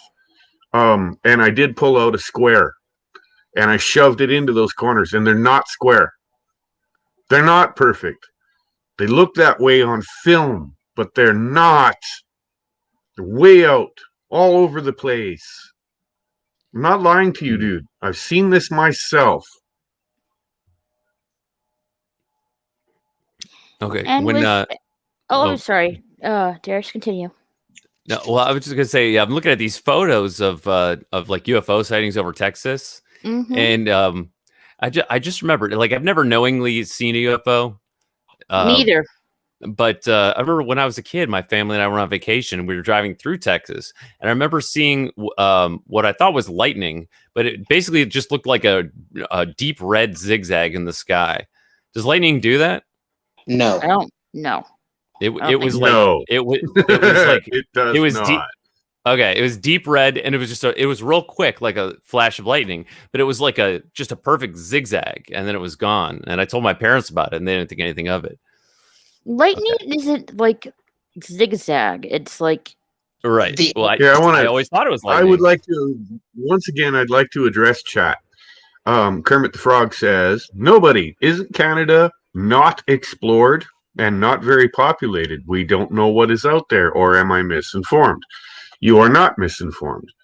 I myself have been in an area in northern Alberta where a bunch of guys went up there to do a bunch of logging, and they came across, as they were plowing out an area, they uncovered a big stone hand. Now, the natives out here are not known for carving stone. So they dig a little deeper, they find some more things. It's basically a big face and a hand. And then they call in the government guys. They bring some people in from the University of Alberta. They have a look around at everything and told us to bury it. And that was odd. that. That's very odd. Why wouldn't they finish exhuming it and put it in a museum? In the far north? It does, and it goes against the current. The only thing stranger than right. The only thing stranger than finding that artifact is that they told you to bury it. Well, and the sick part is, like I said, the natives up here for the last, 1,000+ years have been known to make totem poles. We found some really, really old ones. But we never found anyone carving stone in megalithic sort of shit out here. Right. And yet we did. in northern Alberta near a town called Nordegg. And and you ain't going to find that in the news. You're not going to find that online. That was just hush hush, done, finished, gone. I talked to the guys that worked there. Like I knew them. They were my neighbors. Wow. Yeah, there's no results on it from a search. Well, of course not. And there never will be. Mm-hmm. And cool. And with that, I'm going to end the stream. Thank you for everyone for coming, and I will catch you next time. Have a good night. Thank you, Raquel. You're welcome. Thanks for coming on, brother. I enjoyed talking to you. Hey, the pleasure is all mine. All right. Night. Night.